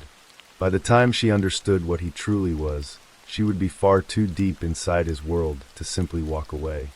For the first few years, the relationship carried the ordinary rhythms of young adulthood. Then, in 2012, Nikki became pregnant, and the couple moved in together in Salt Point, New York. With that domestic arrangement came the closing of a trap neither she nor anyone around her could yet see clearly. In 2013, according to Nikki's account, Christopher began forcing her into intimate acts. When she refused, he did not accept her refusal. He responded with violence, making plain to her that her body and her choices were no longer entirely her own. A second child arrived in February 2015, and with that new life came not joy alone, but a deepening of the prison Nikki found herself in. She was a mother now twice over, bound to this man by the needs of two small, innocent children who had no understanding of the darkness their home contained. But Christopher's abuse did not slow. It intensified. He escalated beyond physical violence into a particularly cruel form of degradation. Filming the abuse without her consent and uploading those videos to a public website, stripping her of dignity in a way that extended far beyond the walls of their home. The abuse left marks that were not invisible. Nikki's therapist knew. Her midwife knew. Medical professionals who treated her for injuries knew. In September 2014, she had gone to Vassar Brothers Hospital, and the records of that visit would eventually become part of a long paper trail that documented what was happening behind closed doors. In November 2015, Family Services became involved, reaching out to a detective named Jason Rosillo in Hyde Park. A social worker named Sarah Caprioli prepared a formal affidavit, carefully recording the abuse Nikki had disclosed. But Nikki could not bring herself to sign it. She was too afraid. She knew what Christopher was capable of, and the threat of his retaliation felt more immediate and certain than any protection the legal system might offer. That same month, November 2015, a police report formally described their relationship as a high-risk domestic relationship, with Nicole named as the victim and Christopher as the suspect. The language was clinical, bureaucratic, the kind of language that files away into records rooms and is not always retrieved in time. What must it be like to live inside that kind of documented danger, where every institution that might save you is aware of your peril, and yet you remain in place, unable to move? This is a question many people would later ask about Nikki Adamando, and it is a question that reveals how little most of us understand about the architecture of domestic abuse. Leaving is rarely as simple as walking out a door. Christopher had made clear to Nikki what would happen if she tried. He had burned her with a metal spoon heated on the stove. He had strangled her with the belt of her bathrobe. He had threatened her life in explicit, terrifying terms. The children were a tether of both love and fear. To leave meant to risk everything, including the possibility that he would make good on his threats. By September 2017, Nikki was 38 years old, a mother who had spent years navigating the double life of someone who smiled at school drop-offs and bled in private. The night of September 27th began like so many nights before it, charged with the particular tension that survivors of prolonged abuse learn to recognize the way sailors learn to read the sky before a storm. Christopher had a gun that night, a weapon legally registered to him, and he turned it on her. He threatened her life. There was a struggle. In the chaos of that confrontation, Nikki got hold of the weapon. What happened next? He threatened that he would kill them both, leaving their children with no one. Before he could reclaim the gun, Nikki fired. Christopher Grover died from a gunshot wound in their home. When police arrived, they found a scene that would take months of testimony and legal argument to interpret. Nikki did not deny what she had done. She told officers what had happened, describing the struggle, the threat, the terror of that night. The gun, they noted, was legally registered to Christopher. Nikki herself had no criminal history of any kind. She was a woman who had never been in trouble with the law, who by every external measure was simply a mother and a gymnastics teacher trying to keep her children safe. The prosecution saw something different. Prosecutors argued that Christopher had not been awake when he was shot. Their theory painted Nikki not as a desperate woman acting in self-defense in a moment of mortal fear, but as a calculated killer who had executed her sleeping partner. A medical examiner was called. That examiner's conclusion was significant not for what it confirmed, but for what it could not determine. There was no way, the examiner said, to conclude definitively whether Christopher had been asleep or awake when the bullet struck him. The question was left open, a void into which both sides poured their competing narratives. In April 2019, after a jury trial lasting approximately 1 month, 12 jurors returned their verdict. Nicole Adamando was found guilty of murder in the second degree and criminal possession of a weapon in the second degree. The jury rejected her claim of self-defense, a defense built on years of documented abuse and expert testimony about the psychological effects of prolonged intimate partner violence. The courtroom had been a battleground of competing truths. Nikki's legal team had presented photographs of her injuries, medical records, forensic nurse reports, her own testimony, and expert analysis of how sustained abuse shapes a person's perception of threat and their options for escape. The prosecution countered with something more insidious: the ancient, persistent mythology that surrounds domestic violence. The idea that a real victim would have left. The suggestion that the abuse was exaggerated, inconsistent, perhaps even invented. Prosecutor Chana Kraus employed what advocates would later describe as classic domestic violence myths, presenting theories that were by turns contradictory, arguing that Nikki had provoked the abuse, welcomed it, fabricated it, or could have walked away from it at any moment. Perhaps most damaging to Nikki's defense was an evidentiary ruling made before the trial even began. Key evidence that explicitly named Christopher Grover as her abuser, evidence that would later be admitted at her pre-sentencing hearing, was suppressed during the jury trial by the judge. The jury that decided her fate never saw it. Nikki had hoped for a measure of justice, even in conviction. In 2019, just before her sentencing, New York State passed a landmark piece of legislation, the Domestic Violence Survivors Justice Act. The law was written with people like Nikki Adamando precisely in mind.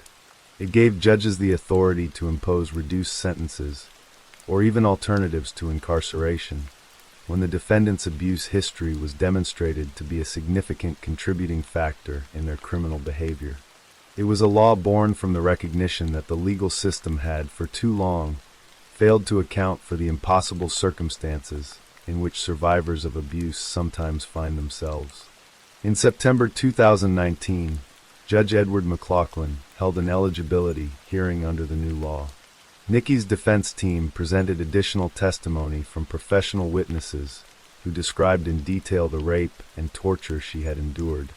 The evidence, by any objective measure, was substantial and well corroborated. And yet Judge McLaughlin declined to apply the Domestic Violence Survivors Justice Act to Nikki's case. In his reasoning, he described the abuse history as unclear and inconsistent. He determined that Nicole had the opportunity to safely leave her abuser. He seemed to suggest, in terms that would later be condemned by a higher court, that she bore responsibility for remaining. On February 11, 2020, Judge McLaughlin sentenced Nicole Adamando to 19 years to life in prison. Before pronouncing the sentence, he described her as a broken person and suggested she may have reluctantly consented to intimate acts with the man she said had raped her for years. Nikki, who had 2 small children waiting for her, who had no prior criminal record, who stood before the court with 6 years of documented abuse in her file, would be taken away to Bedford Hills Correctional Facility for Women. Her children would grow up without their mother. Before the sentence was read, Nikki Adamando spoke. She said 5 words that would become the rallying cry of a movement: alive, but still not free. Outside the courtroom, the world was listening. The Free Nikki movement grew with a speed and emotional force that reflected how deeply this case had resonated with people who understood, from personal experience or from study, what it meant to be trapped inside an abusive relationship. Advocates, legal scholars, legislators, and survivors of domestic violence rallied around Nikki's story. Petitions were signed. Organizations joined together. The very legislators who had written and passed the Domestic Violence Survivors Justice Act filed an amicus brief on her behalf, appalled that the law they had fought for was being applied in a way that gutted its intent. On July 31st, 2020, Nikki's pro bono legal team at Sullivan and Cromwell LLP filed a formal appeal with the New York State Supreme Court's Appellate Division. The appeal raised 5 specific grounds: that she had been wrongfully denied the counsel of her choice, that the indictment had been tainted by false testimony, that her right to raise a peremptory challenge during jury selection had been denied, that erroneous evidentiary rulings had prevented her from presenting a proper defense, and that she deserved a reduced sentence under the Domestic Violence Survivors Justice Act. The appellate court issued its decision on July 14, 2021. It did not overturn the conviction. But what it said about the sentencing was a blistering rebuke of everything Judge McLaughlin had done. The court rejected his methodology entirely. It stated plainly that the abuse history was not undetermined, as the lower court had claimed. It declared that the evidence, including Nikki's testimony, photographs, forensic records, and expert analysis, had established a detailed history of repeated physical, sexual, and psychological abuse. It condemned the trial court for applying arcane and outdated notions about domestic violence, for operating on the presumption that a victim could and should simply leave, and for failing to account for the devastating psychological impact of sustained abuse on a survivor's capacity to act. The appellate court resentenced Nicole Adamando to 7.5 years, including time already served, followed by 5 years of parole. The fight was not yet entirely over. In November 2021, Nikki's attorneys submitted a clemency application to New York Governor Kathy Hochul, attaching a petition signed by 30,000 people and supplemented by a separate petition that gathered nearly 600,000 signatures from around the world. The numbers were extraordinary.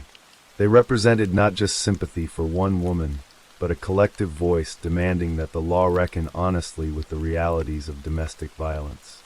Governor Hochul never responded. Twice in succession, she granted clemency to other individuals while Nikki waited in silence.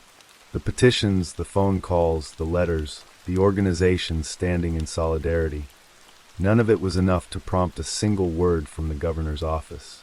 And so Nikki served her sentence. She moved through the days at Bedford Hills Correctional Facility, away from her children, away from the life she had fought to protect on that night in September 2017. The years passed. The movement that had formed around her name continued to press forward, amplifying her story wherever it could be heard. On January 4th, 2024, Nicole Adamando walked out of prison. She was 35 years old. Her children, the 2 small lives she had been so desperate to protect, were now older, shaped by years she had not been there to witness. She went to live with her sister. She began, in the careful, uncertain way of someone who has endured great harm and great injustice, the slow work of healing. The Nicole Adamando case does not resolve into a clean moral lesson. It leaves behind uncomfortable questions about what the law is willing to see when it looks at a woman who has been broken down, year by year, by a person who was supposed to love her. It asks us to consider how we define self-defense, and whether that definition was ever written with people like Nikki in mind. It challenges the enduring myth that a victim of abuse can simply choose to walk away, as though walking away were not itself an act requiring the kind of courage and resources that sustained trauma can systematically destroy. The case gave new meaning to a piece of legislation, forcing courts and advocates alike to fight for its proper application. It built a community of people who refused to look away. It put a face to statistics that are otherwise too enormous to feel. And it leaves us, ultimately, with the image of a woman standing in a courtroom, speaking 5 words into the silence of a system that had not yet learned to truly hear her, insisting, before the sentence came down, that she was still there, alive, still fighting, and not yet free.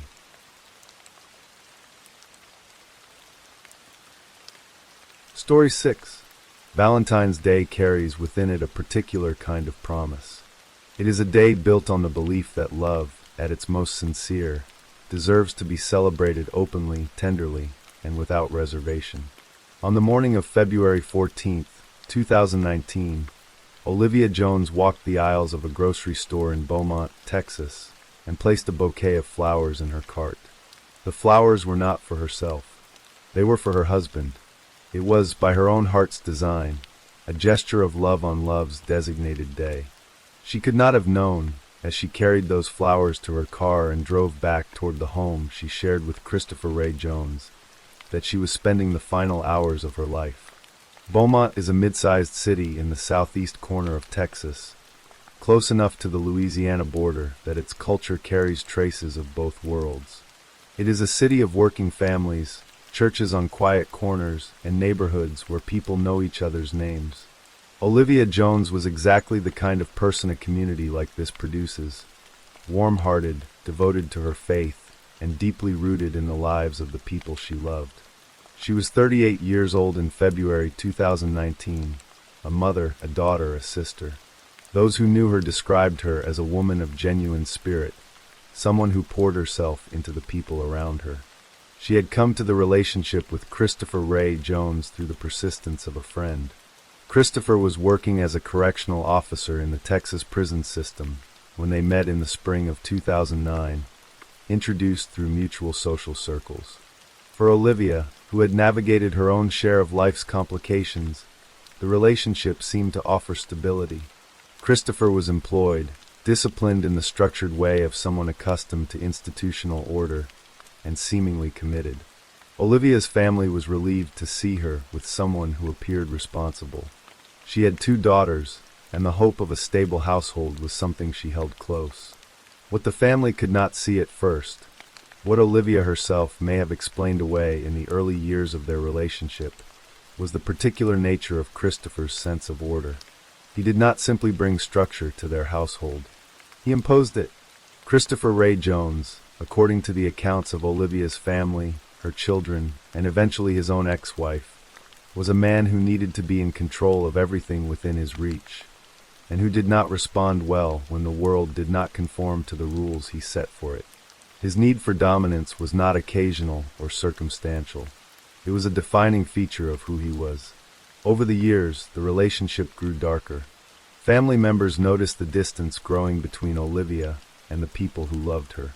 Christopher had separated her from her family gradually and deliberately, the way a person learns to chip away at stone, so slowly that the erosion is not obvious until the shape has already changed. There were reports of verbal abuse, of Christopher berating Olivia in the home, calling her degrading names, telling her she was stupid.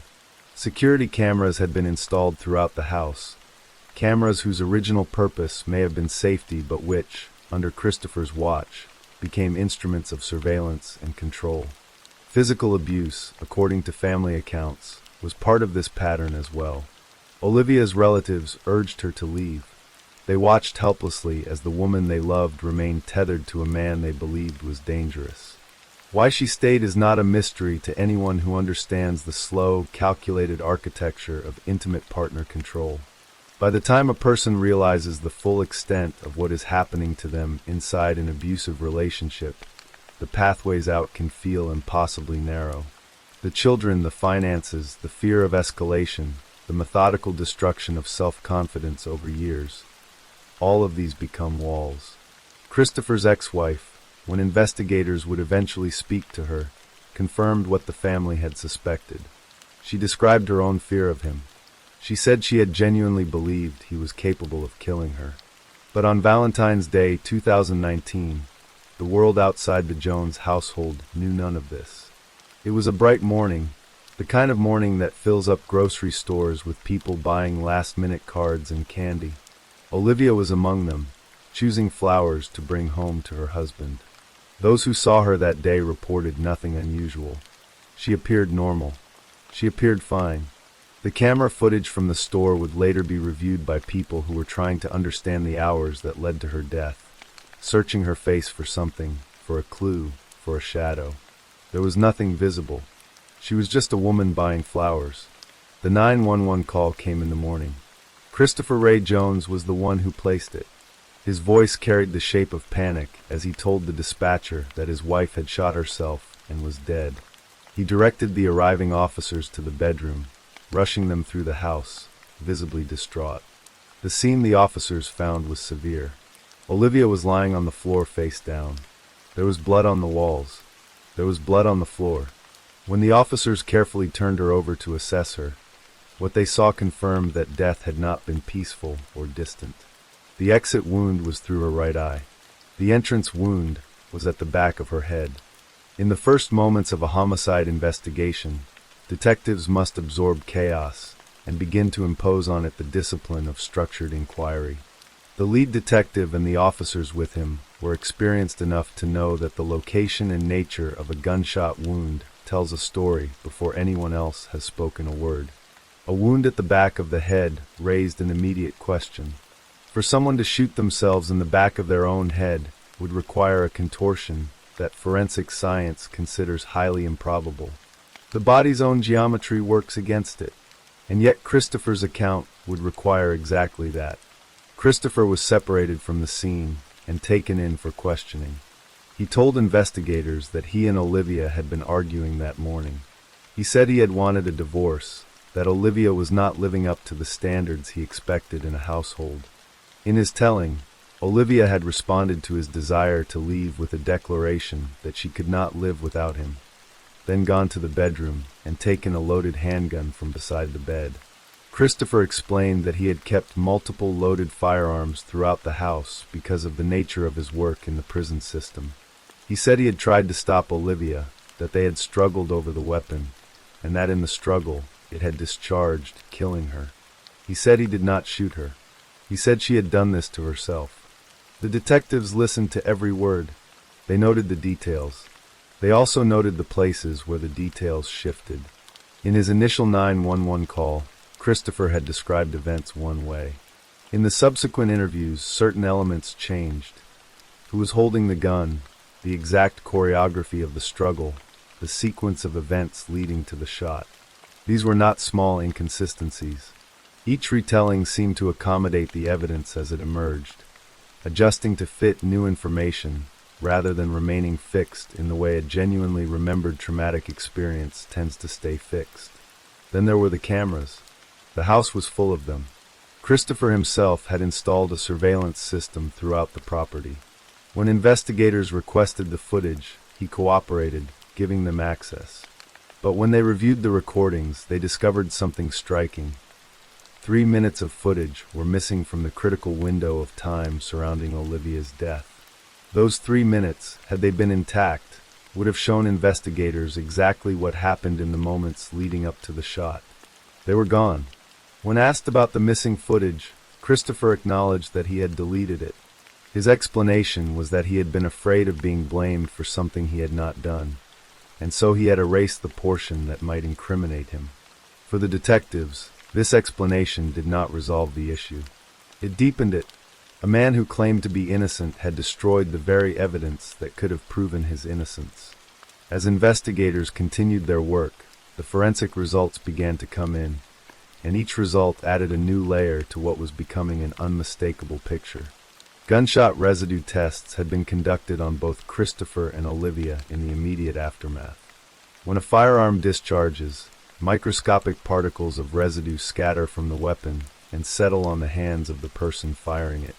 If there was a struggle and Olivia had been holding the gun, her hands would carry residue as surely as Christopher's. The test results were definitive. Olivia's hands carried no gunshot residue at all. Christopher's hands tested positive. The prosecution would later describe this result as the single most powerful piece of forensic evidence in the case. The residue did not lie. It did not have motive. It did not confuse itself in retelling. It simply told the truth of what had happened on that morning, in that bedroom, behind the closed doors of a household that had hidden pain for years. The autopsy further reinforced what the evidence was saying. The angle and placement of the wound were not consistent with a self-inflicted injury. The medical examiner's findings aligned with the physical impossibility of what Christopher had described. A wound at the back of the head, with an exit through the right eye, consistent with a shooter positioned behind the victim. Family members came forward during the investigation with a picture of Olivia's life inside the marriage that no one had seen from the outside.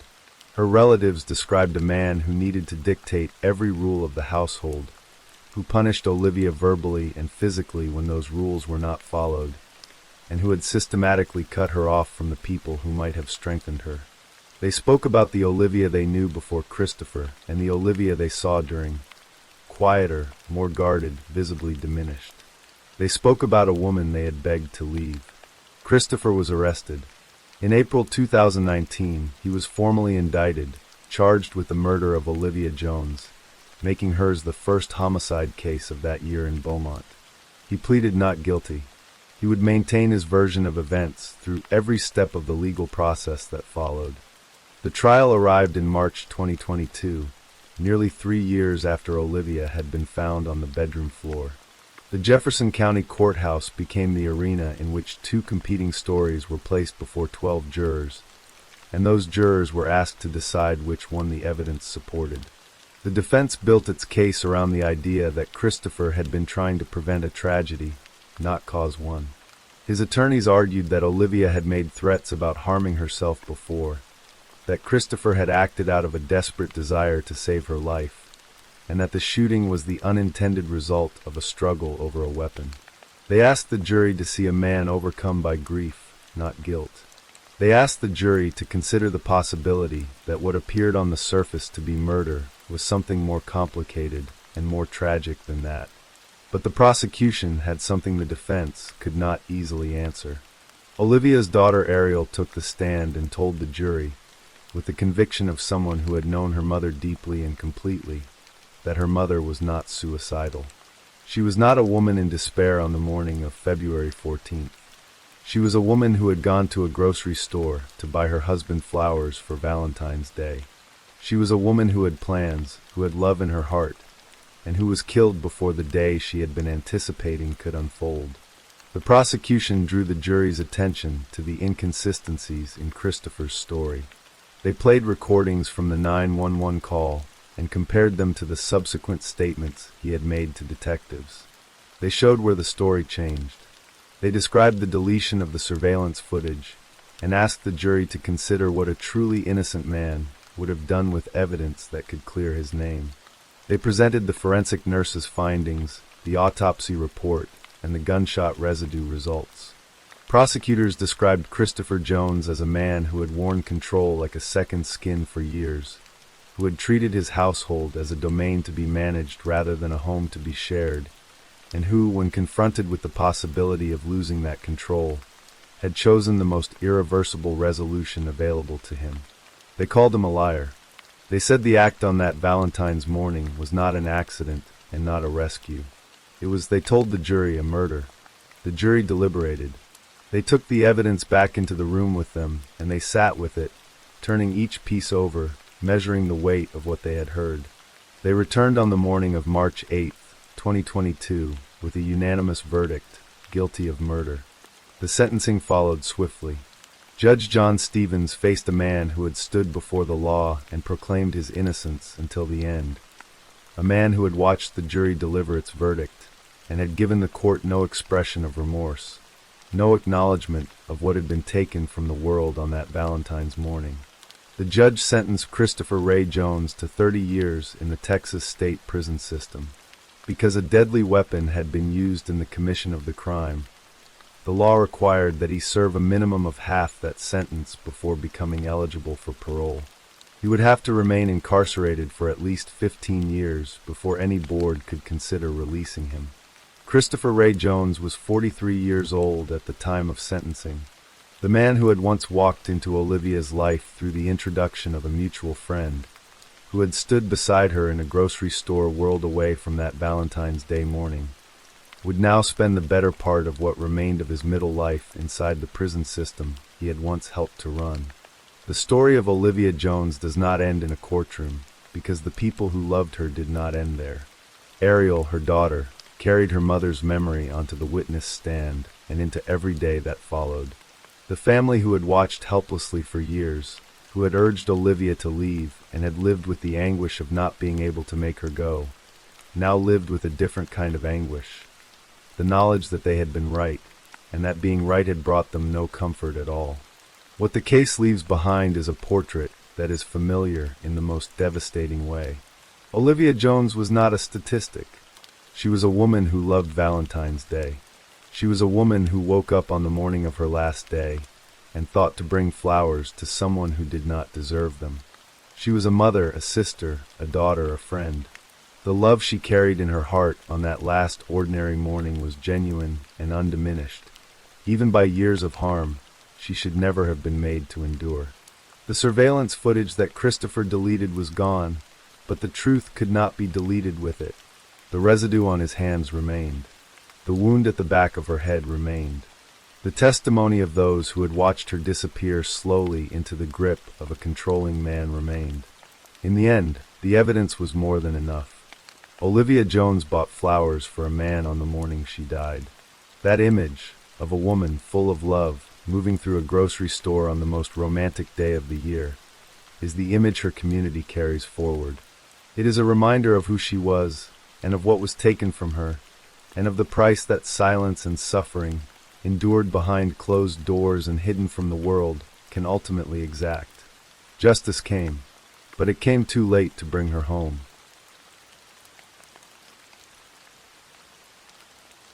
Story 7. The summer sun hung low over the rolling hills of Spartanburg County, South Carolina, casting long shadows across the quiet backroads that snaked through Roebuck like veins in the earth. It was July 31st, 1995, a Monday evening thick with the humidity that clung to the skin like a second layer of regret. Roebuck was the kind of place where everyone knew your business before you did. Neighbors waved from porches, children played in the streets until the fireflies came out, and the air carried the faint scent of magnolias mixed with the sharper tang of barbecue from someone's backyard grill. But on this day, the rhythm of small-town life was about to fracture, leaving a wound that would fester for a decade.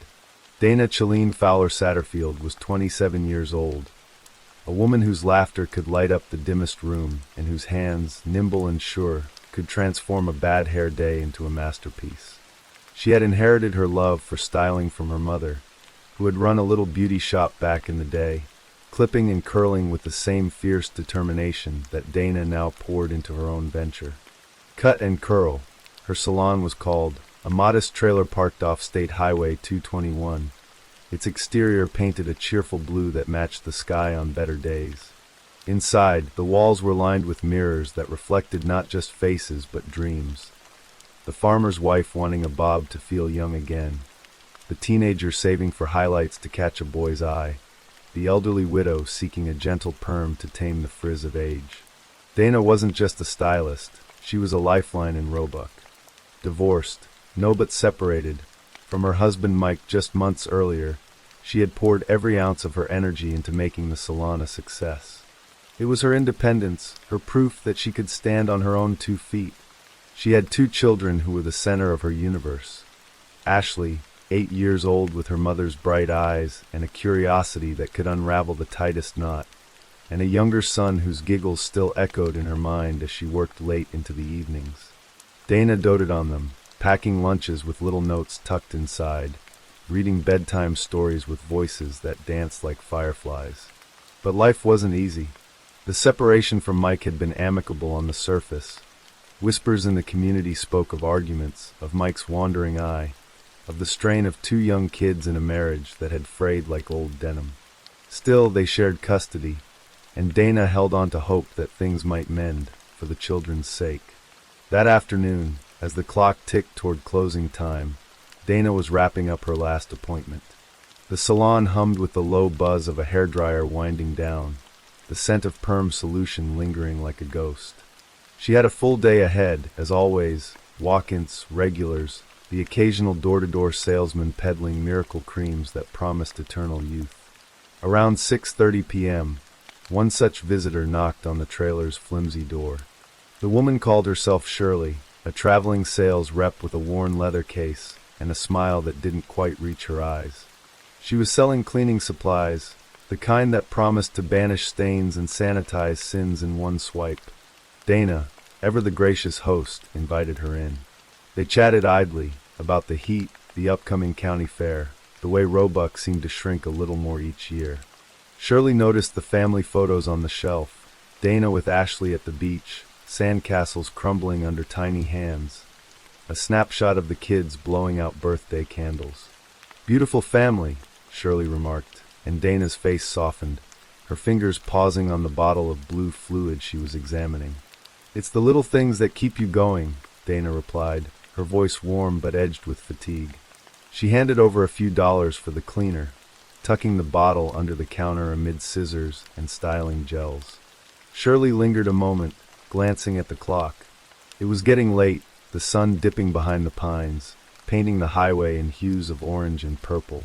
With a nod and a wave, she left, her heels clicking on the gravel lot. That was the last time anyone saw Dana alive, At least, the last time she was seen as the vibrant, unbroken woman she had been. Mike Satterfield glanced at the clock in his workshop, the one mounted crookedly above the workbench cluttered with tools and half-finished projects. It was past 7, and Dana was late. They had plans that evening, a simple dinner at home with the kids, maybe a movie if Ashley begged hard enough. Mike wiped his grease-streaked hands on a rag, his mind wandering to the night before. He and Dana had spent it together, the four of them crammed into the small house on the edge of town. It wasn't like old times, but it was something, a fragile truce in the war of their dissolving marriage. They had eaten spaghetti, the kids slinging sauce like tiny warriors, then settled on the couch for cartoons. Laughter had filled the room, tentative at first, then fuller, like a balloon inflating after months of being deflated.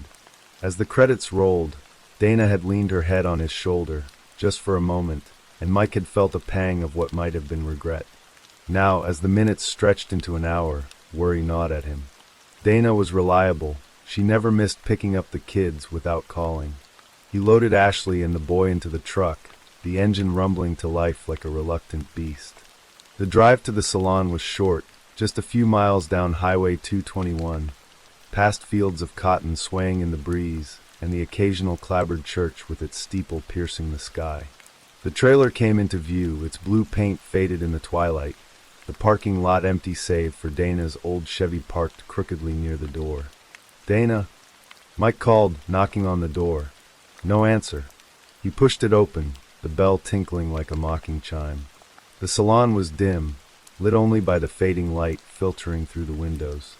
Scissors lay abandoned on a station, a half-finished braid dangling from a mannequin head. "Dana, you in here?" His voice echoed off the mirrors, sharper now.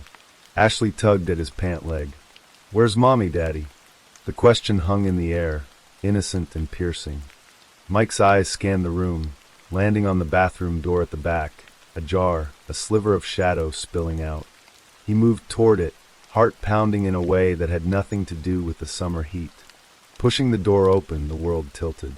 There, in the cramped space, Dana hung from the water heater pipe, her body limp, her neck bruised and swollen, clothes torn and askew. Blood smeared the sink, the floor tile cracked under the weight of what had happened. Her face, oh God, her face, was turned slightly, eyes staring at nothing, mouth parted in a silent scream. Mike's knees buckled, a guttural cry tearing from his throat. Ashley's small hand slipped from his, her scream piercing the air like shattered glass. He stumbled back, fumbling for the phone on the wall, dialing 911 with shaking fingers. "My wife, oh Jesus, she's dead. Someone hurt her. Please hurry." The operator's voice was calm, professional, but Mike heard none of it. He scooped up the children, shielding their eyes, backing out into the gravel lot where the fireflies danced mockingly in the dusk. Sirens wailed in the distance, growing louder, a harbinger of the nightmare to come. Sheriff's Deputy Tom Reynolds arrived first, his cruiser skidding to a halt, lights flashing like accusatory beacons. He had known Dana in passing, cut his hair once, joked about the cowlick that wouldn't quit. Now, stepping into the trailer, the air thick with the metallic scent of blood and something fouler, he felt bile rise in his throat. Dana's body was a tableau of horror, wrists bound with electrical cord, ligature marks blooming purple around her neck, signs of a struggle etched into the splintered doorframe. It was clear this wasn't suicide. The positioning, the violence, it screamed of rage, of violation. Reynolds radioed for backup, his voice steady but his hands trembling as he secured the scene with yellow tape that fluttered like dying butterflies. The investigation began in earnest under Sheriff Chuck Wright, a man whose face was lined with the weariness of too many unsolved cases.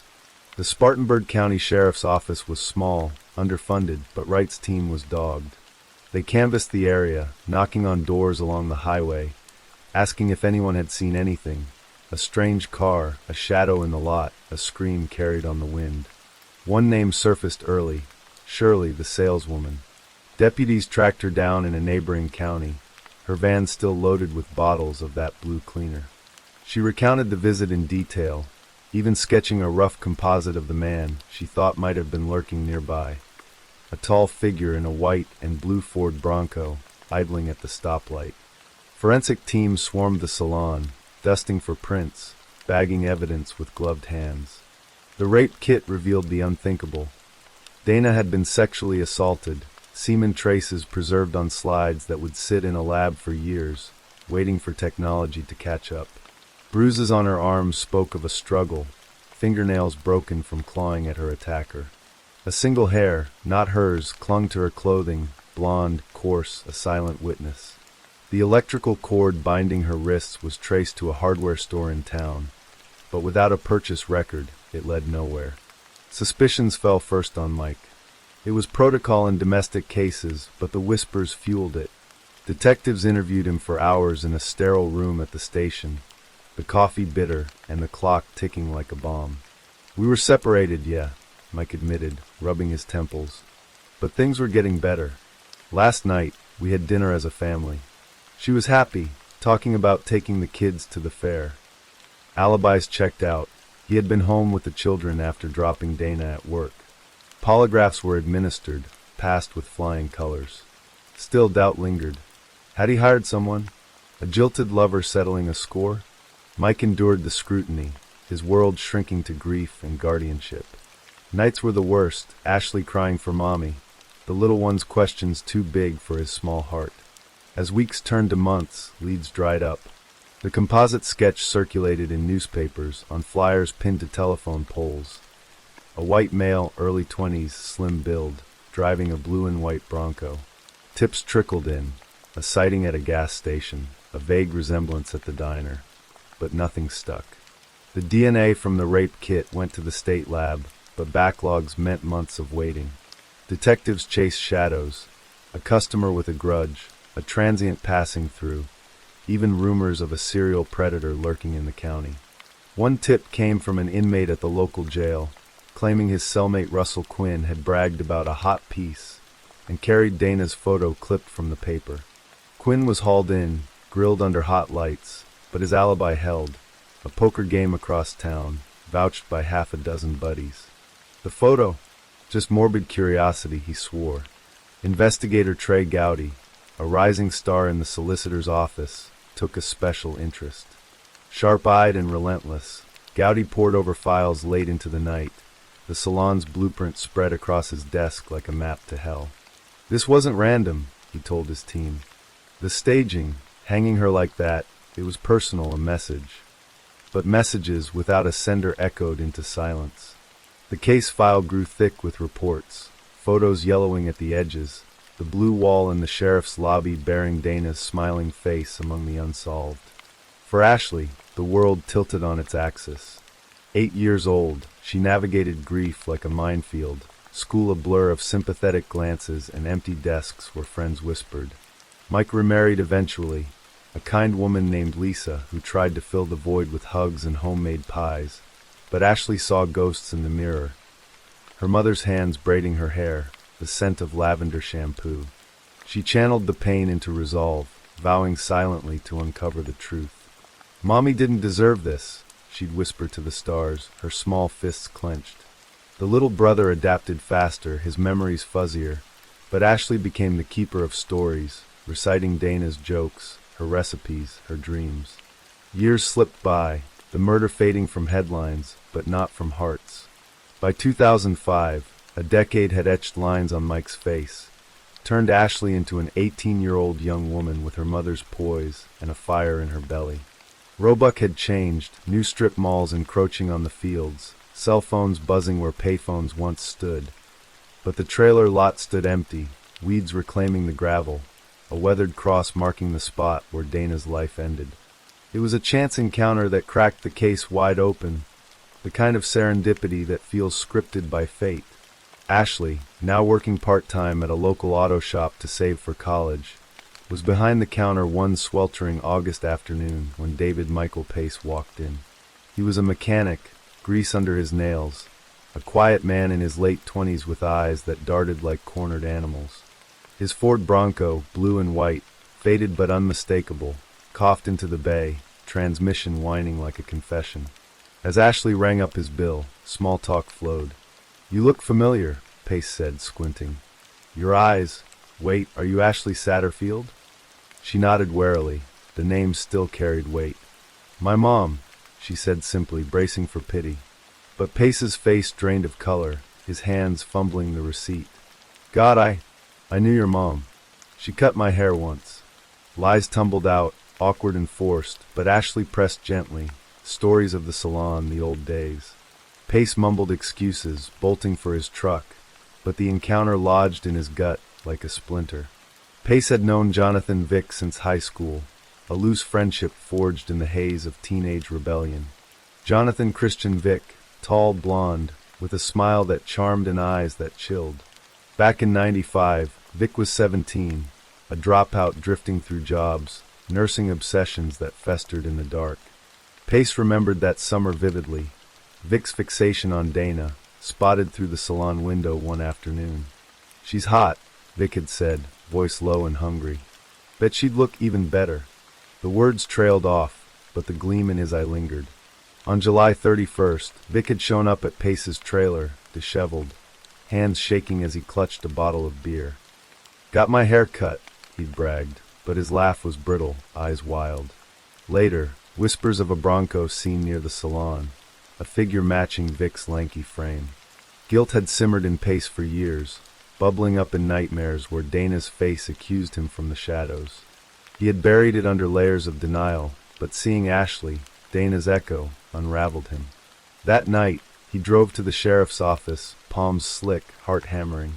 "I think I know who did it," he told a startled desk sergeant. The words spilled out in a rush.